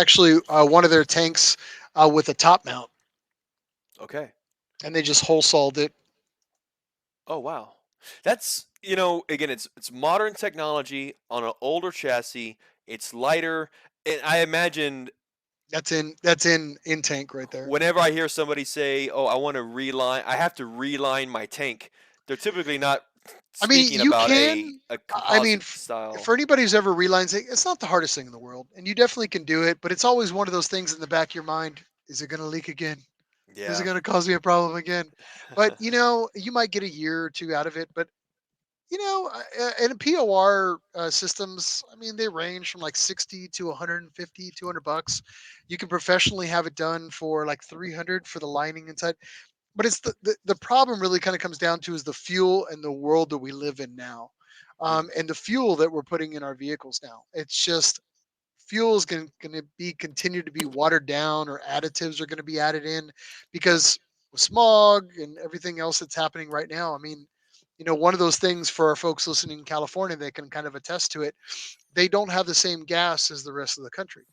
So for some L- people, they're always like, "Man, Lesser why is octane. California gas so much different in pricing due to the United States?" Now, some of that is related that they actually pay a higher fee. Actually, I think when I did the math, it was like, recently I was listening to a Fortune topic about this, and it was like they can attest to about 45 cents to 85 cents of their actual gas increase out of their $2 whatever it Hmm. is due to their emissions. They're trying to push their gas level at another level. They're trying to increase the efficiency, or the emissions of their fuel. The other part about that is too is, I also think that maybe there's something about greedy gas companies trying to make up their offset for having to retrofit all their refineries. But that's just me talking. But we're not sponsored by Shell or anybody else out there. But getting back to the point of this, is that products are starting to come out that are like this, that make those options available for folks. So again, just something that I thought that was pretty damn cool. Now, not to be undersold, I do want to steal the I want to steal the steering wheel one more time, Mike. Sure. Now, for those that are looking to go more traditional, there are avenues out there for you if you truly need to go that route.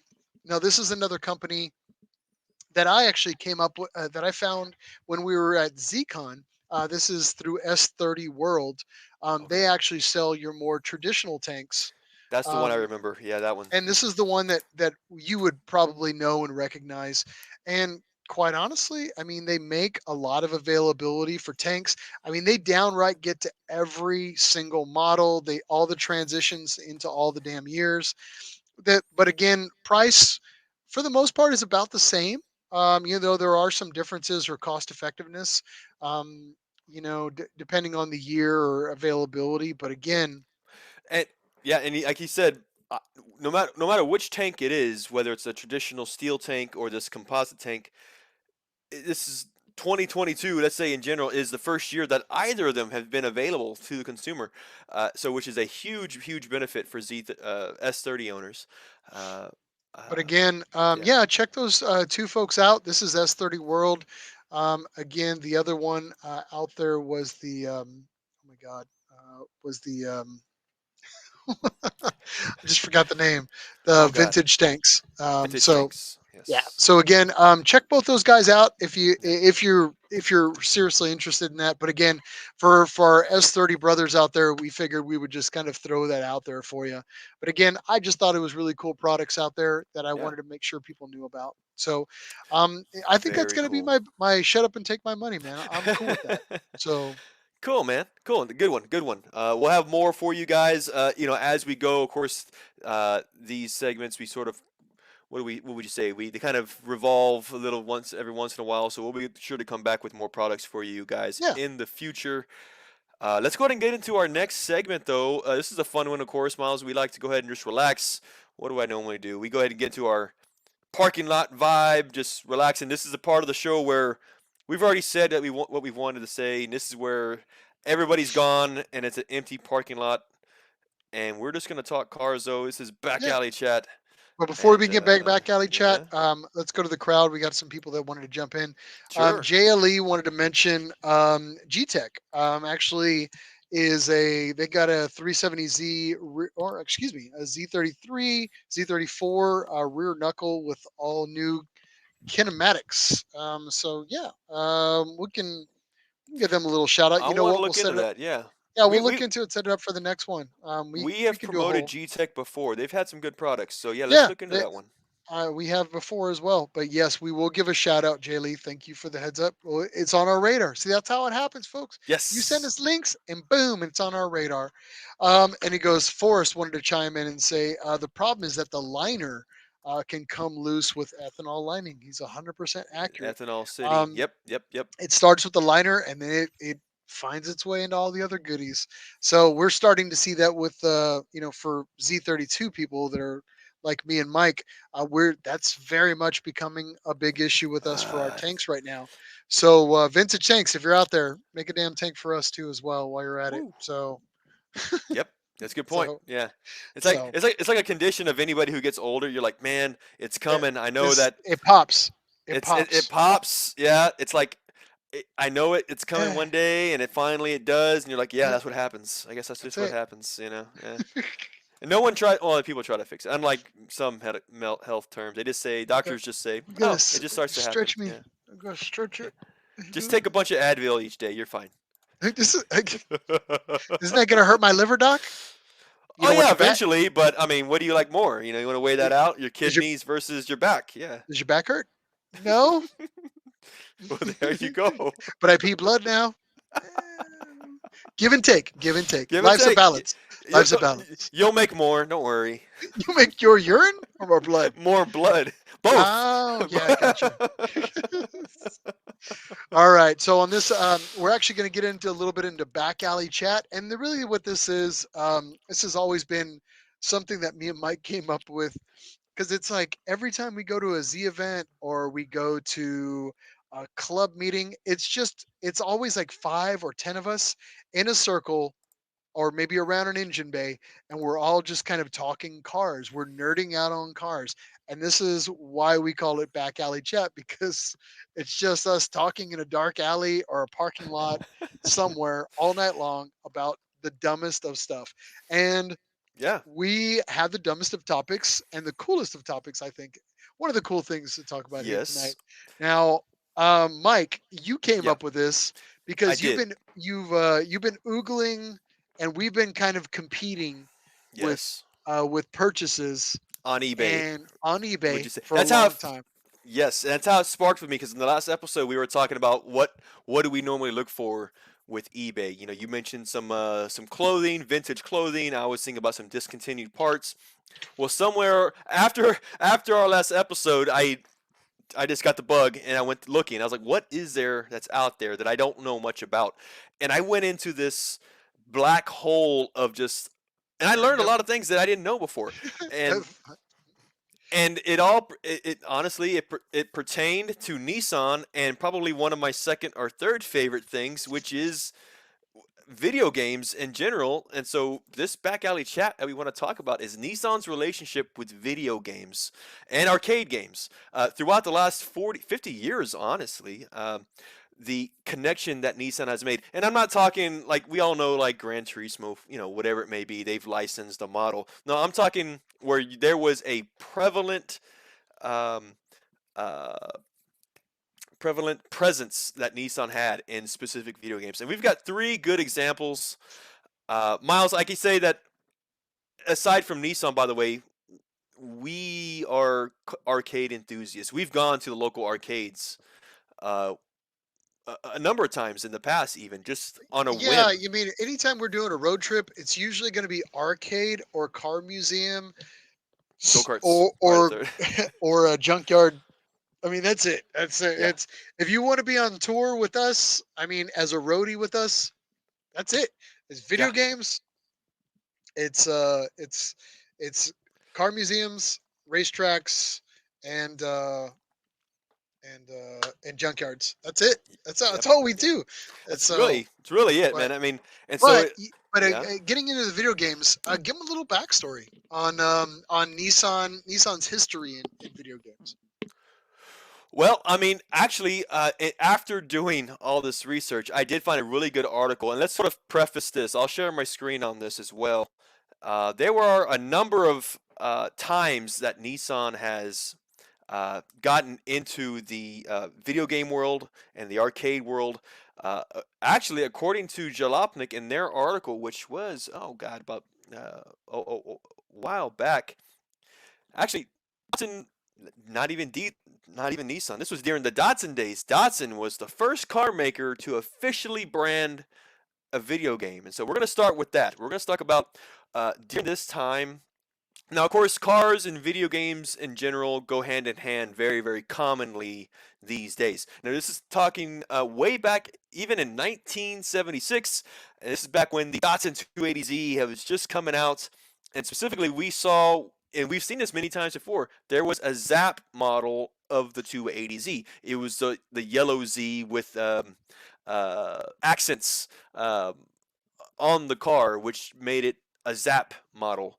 And one of the things that Nissan did, or Datsun had done, is that they did partner with a arcade manufacturer, Bally Midway, which they still exist, and they took a game and previously called Midnight Rider and marketed it as a Nissan game, and it was called. I've got it here, right here for you. No, that's not it. Here, let's go from it. There it is. 280Z Zap. What do you even call it? 280 Zap. You just call it the Zap. Go ahead. This looks like an Atari pole position game. That was the one that was I remember most as a kid. But this was specifically to market the Datsun Z. And it says here, thrilling action matches skills against tight bends, fast straights, S curves, and more for real driving excitement. You've got realistic sounds, uh, adjustable time control, the screen. Have you ever played this game, Miles? I have. I actually You almost owned it. have. Yeah. What's funny is I literally had my hands on it. I was gonna buy it, but the monitor went out on me, and some guy just. I owned it basically through Ghost. So I bought it. I played it once. Somebody held it for me for about 4 months Yeah, before I could find space to fit it into my house. yeah.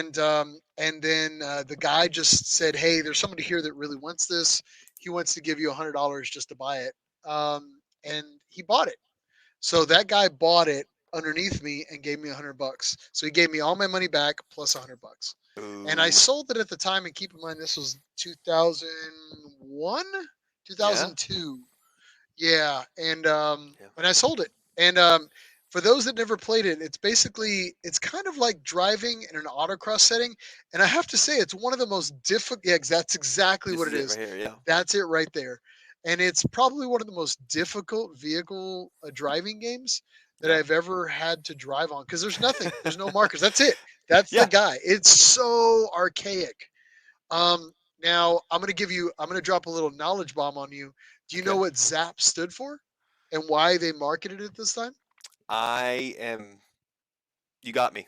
What is it? So Datsun ZAP stood for Z Accessory Products.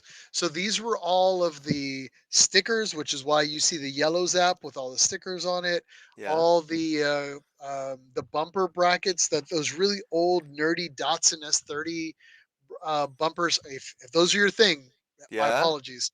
CB radios, AC systems. Remember that? Those were That. all. Remember those? Remember AC systems when those That were archaic popular? system that nobody uses these days. Yeah.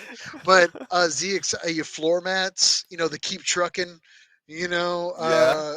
all that 70s stuff that at that time, Yeah. that was all available through the Z Accessory Products catalog. Okay. And this was one of the, I believe this is one of those marketing pushes Yeah. with that as well. So Nissan basically gave it Yeah. its blessing for it It to kind of go with. This So game I like the fact that it has the perception of depth and speed. Again, if you saw the picture before, it was the accelerator pedal and the steering wheel, and the whole goal that you have as a driver is just in staying between the lines. And if you that's don't, it. That's it. And you basically just have to like let off. It's it's feathering the whole it's time, it's got and this that's all it is. Pong-like feel to it, man. And Just that's the reason black and why it's white. like I like the game, but it didn't move me because I Yeah, was a child of the '80s. This was like one of the first video games that really was out there. It really yeah, was archaic, if you yeah, will, and it does take like I mean, look at it right, and it literally is like this driving that steering wheel. It's like yeah. It, you move it a couple degrees, and it's like and it's that's it. And the very power, sensitive. it doesn't give you really any sound. Yeah. I mean, it doesn't give you any vocal indicators. I mean, it's tough. That's it. It's like for those that don't know, and I'm speaking to a certain generation here. It was like the Atari ET game. It felt like it was a bit of a Oh, if it was a bit of a Burn. we're gonna phone it in, and I'm not trying to say anything against those that own the Zap game. I wish I owned it just for nostalgic You sake, but nostalgic, it did yeah. feel a little like a phone. At that time, it was like the ET game. It was a phone in. So, and It for those that don't know, and you don't know what ET is, get yourself a VCR, buy buy ET, and watch that movie. well, like I said earlier, this was a repurposed game. It wasn't like Nissan went to Midway and said, No, "Make me a game." They just correct. said, "Hey, we like this game. We think we can use it as a marketing tool for RZ." It still looks. I mean, think about it. This is 1976. You got to imagine what's not around and how Yeah, innovative and this was. Forrest Uh, chimed in. He goes, "This looks like in television," and I would think that he's probably 100% accurate at that time. It yeah. was in line with that type of graphics that were available at that time. I heard, and this was just Yes. the rumor that the guy who was selling me the game was. He said that originally Nissan wasn't the first choice. Originally, it was supposed to be Porsche. That was Really? supposed to be, yeah, they were supposed to be pushing it, but Porsche, I guess they passed on it, and Datsun took interest in doing it at that Wow. time. I was doing some other research though, but I did hear that the game as a general was a success. I want to say there, back in the Yeah, day when it arcade was games in had the 70s. rankings for which games were the most profitable, so that arcade owners knew which games to invest Which in. games to There buy? was a Yeah, ranking system. that's how they rolled. So This was a top 10 game at that time, which was very cool, man. And they come up this every is once in a while through eBay, and yeah, I mean, but parts are uber limited, and that was yes, another reason why I kind of stayed away from it. And I chose a couple other different arcades. But right. I loved it. It was definitely cool. And but I mean now, I mean just to buy it, I think I was buying it for like $300 back then. Oh, it would have been a And steal. You would have been able yeah, to it take would your have been daughter still. to college, man. You would have. Well, calm down. It's not that much. I think you can buy them on eBay. They come up on eBay every once in a while. They're like a couple grand. So Yeah, like yeah. $2,000 is the last one I saw that it was in a decent condition. Now, Okay. on that note, that was again one of the first ones, first video games that came out. Yes. Just so coincidentally had Nissan involved in it. So Yes. go on. So next one. Okay, so we just spoke about 1976. We're gonna fast forward just over 10 years later to 1989. The Super Nintendo. Sorry, Ran the so far NES. away, and I yeah. ran. Is that was that an 89 hit of 1989? It sounds like it. Ooh, I don't know. No. Don't.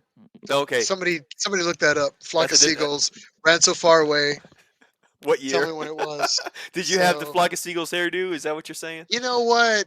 It was the '80s, bro, and I had a skateboard and I had the Flock of Seagulls haircut, and that's just how it rolls. Nice. Rob Curtis, I'm going to call on you. Also, when he had hair, I'm sure he had the Flock of Seagulls hair. Oh yeah, yeah. So, but Well, yeah, I'll get into the next game that we want. I thought it was worth talking about. This is for the NES, Nintendo, the original Nintendo. There was a game here called Supercars, and we've spoken about this one in the past just briefly, but I wanted to share some more about it. Here's my screen. Again, we're going to show some videos here of its playability. This was really cool though because this was all Z32. This was the yeah, still in this was IMSA hardcore days. Z32. If you're a Z32 Yes. fanatic and you don't have this game, you're Yep. sleeping, bro. At least buy it, Yes. and you can buy Nintendos now, or to play the cartridges, what, like $30 or Oh, something they like, they even have at your local flea emulators at market. this Don't point. ask Yeah. me how me and Mike know, but dude, check it out. Well, I mean, speaking of that, and this is what I'm going to use to help kind of advertise this game, is that I do have one. I've got it in the box still, Supercars, and I've got it signed by Yamasan, by the way. This is one of my most precious collectibles, I guess you could say. But the summary goes that the roar of engines and high-powered machinery fills your ears as you lean back into your slick Nissan 300ZX Turbo.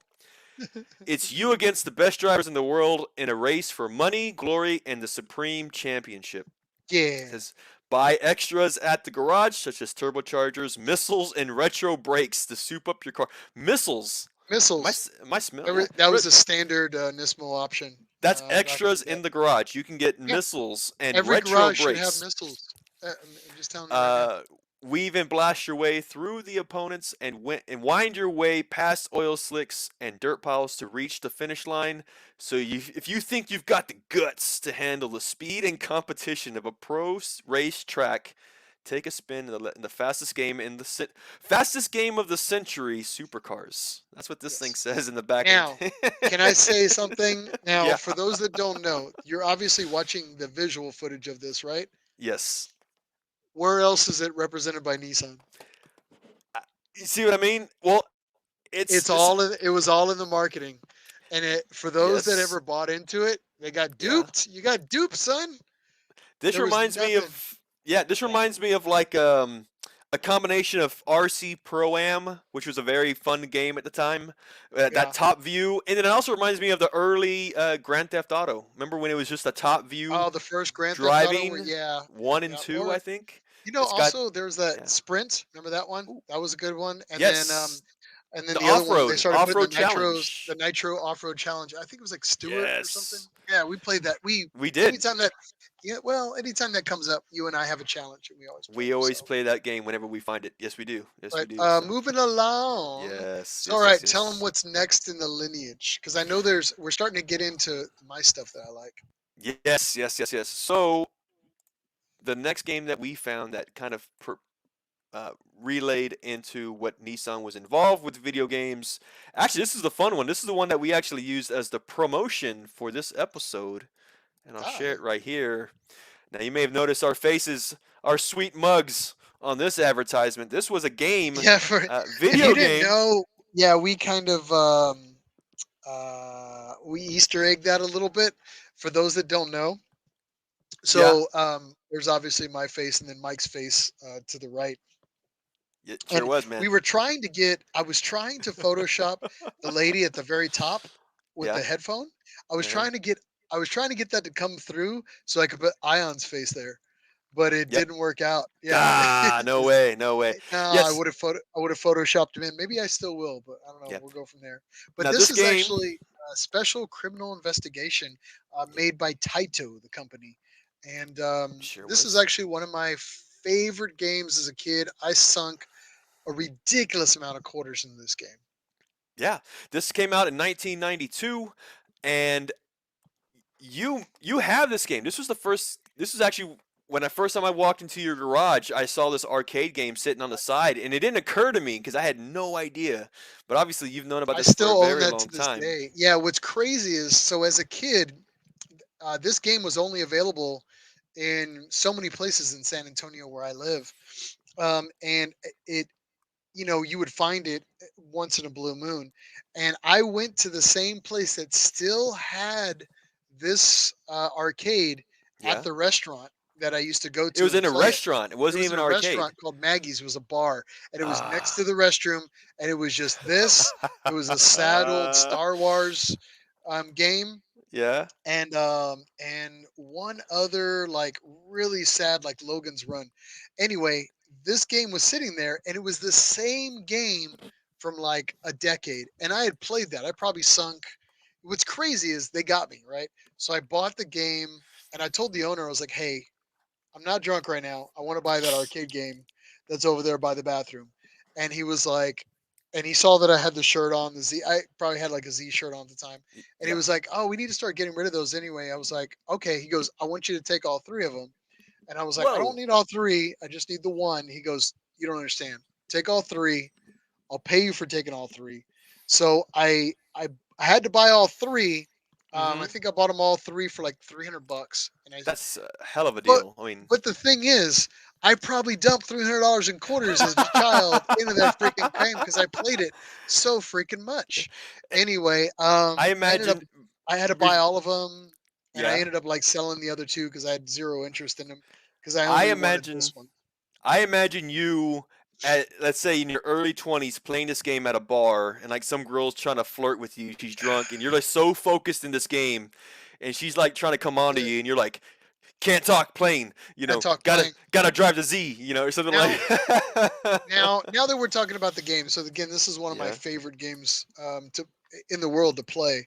Um, Now, I want to talk about the sheer madness of this video game. Okay. so that people don't know. Now, this is actually the Well, sit down yeah. version, which What's I it still have like? not Yeah. yet to attain. That is like a unicorn horn for that SCI Taito video game. Anyway, Okay. um, so this game, you're basically the role of it. Keep going, Mike. The Okay. game, you're basically cops, right? It's you and another guy, and one guy's driving, the other guy is you're both cops, and Like a. he stands out of the sunroof, and he begins to shoot at cars as that you're chasing down. So this particular car it's obviously a Z32. You're chasing down that car, and you're shooting at it, and then ramming it with your Z32.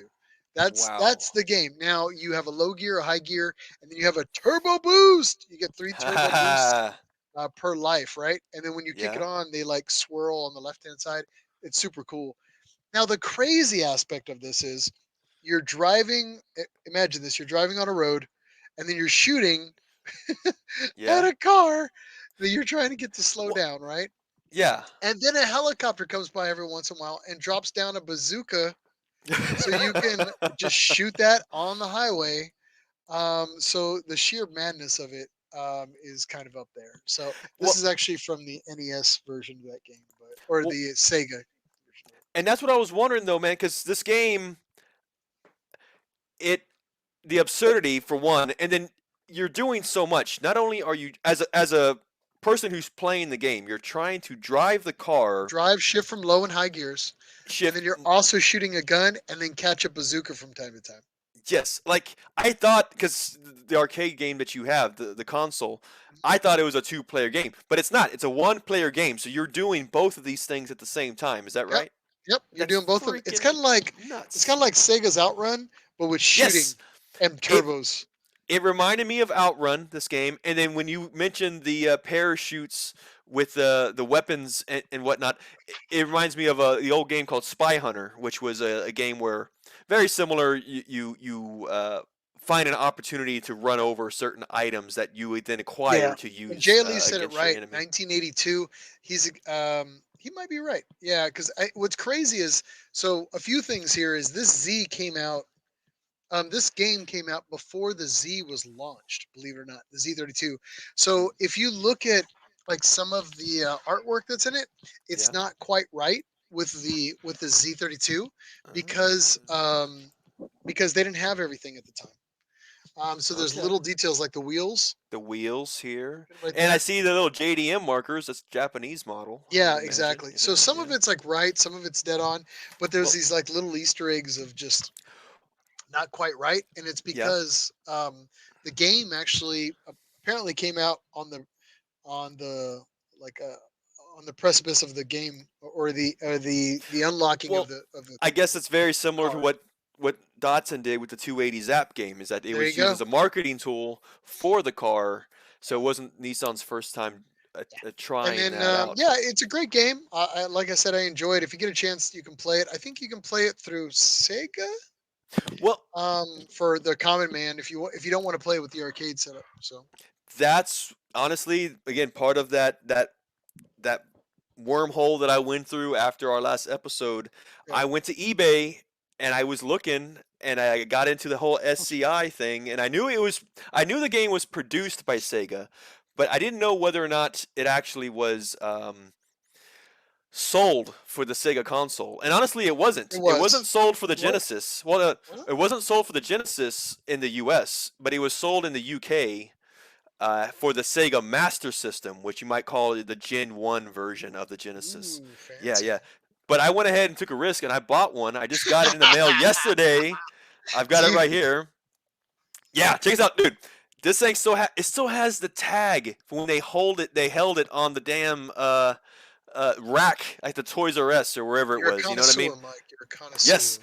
it has the game and the instruction manual.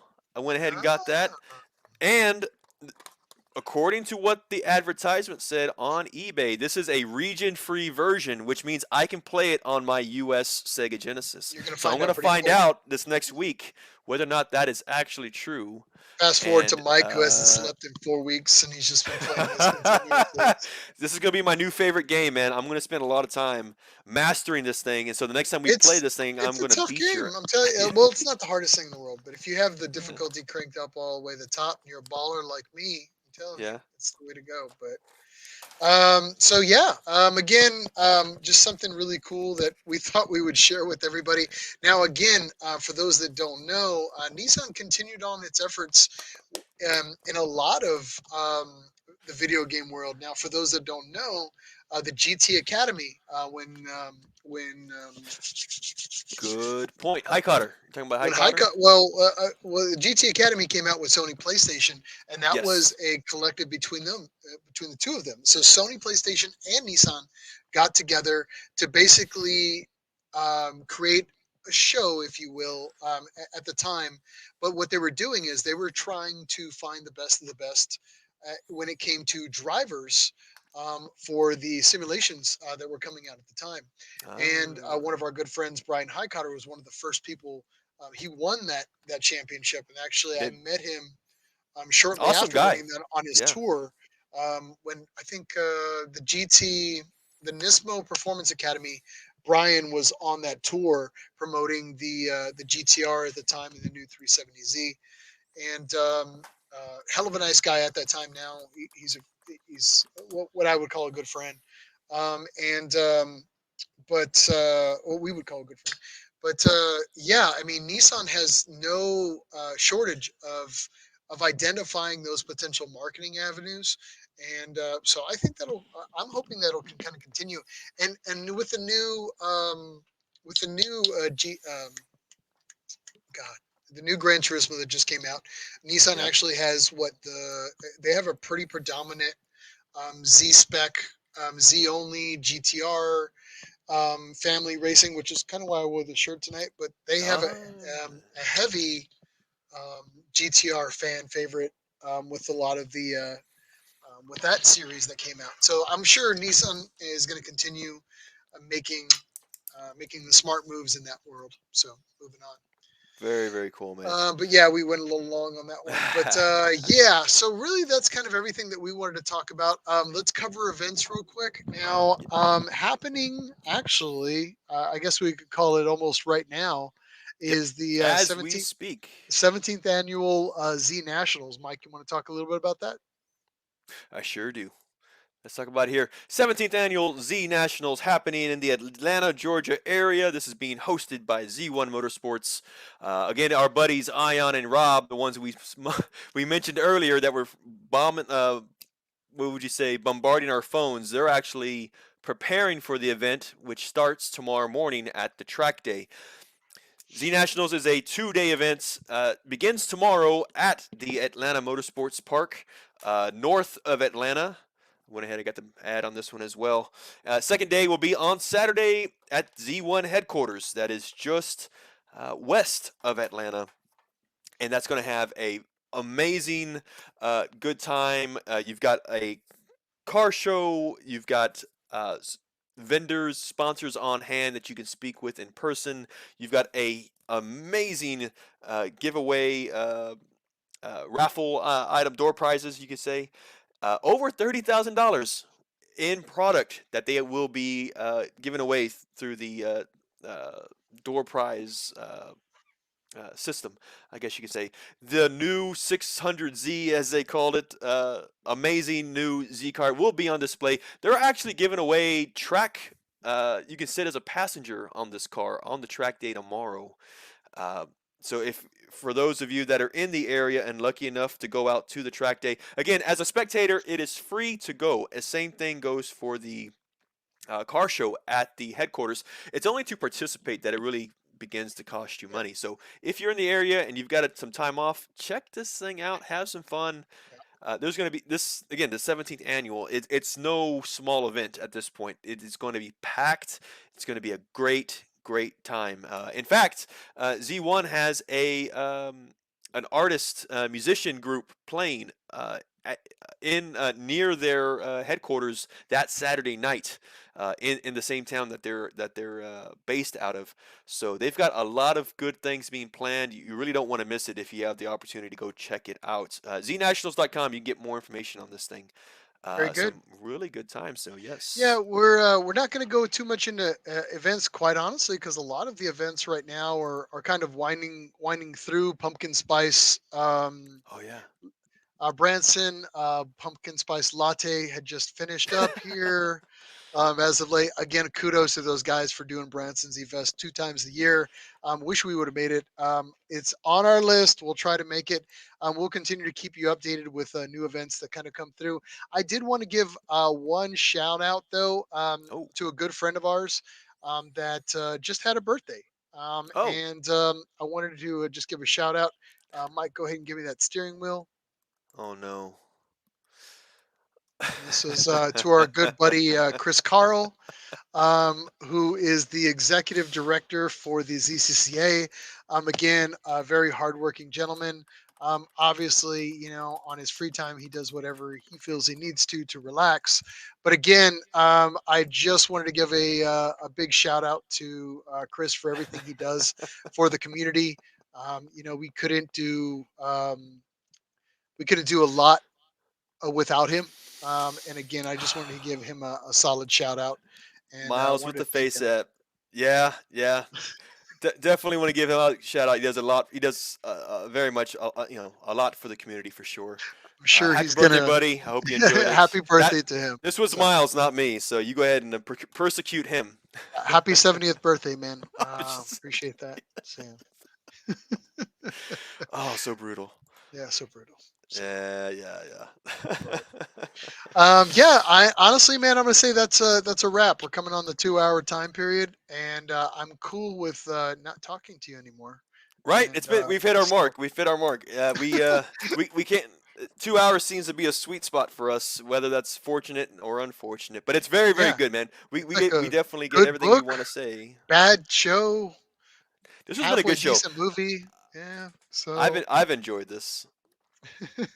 but Yeah, again, a shout out to JLE who said, "I ran so far away" by Flock of Seagulls was 1983, and he's 1983. 100% accurate.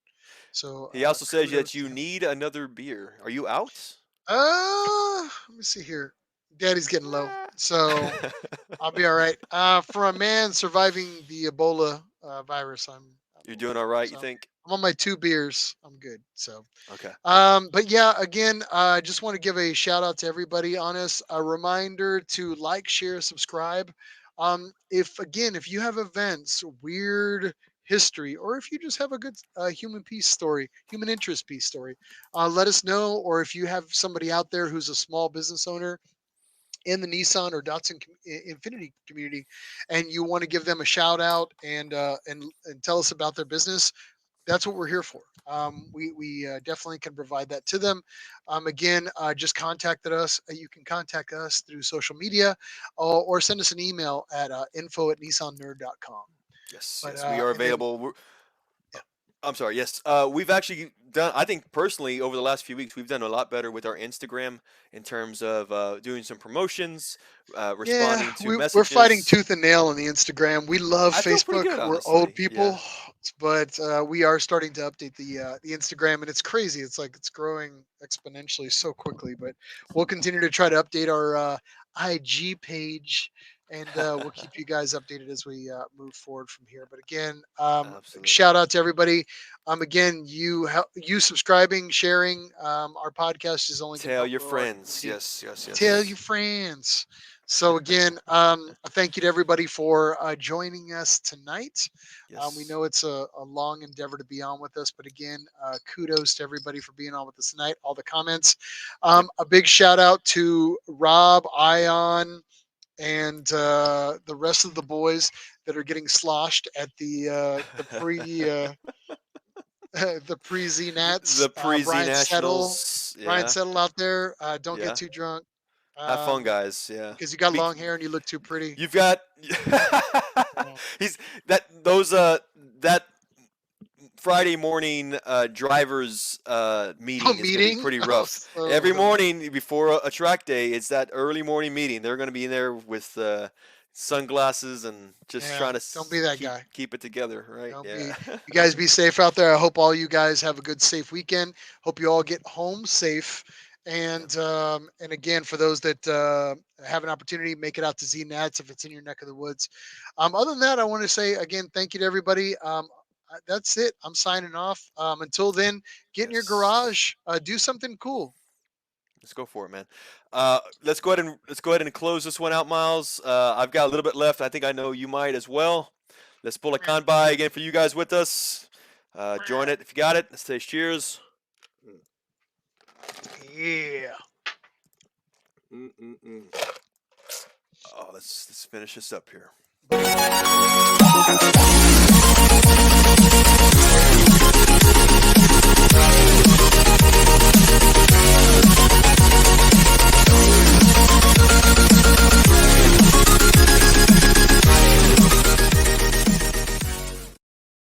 God.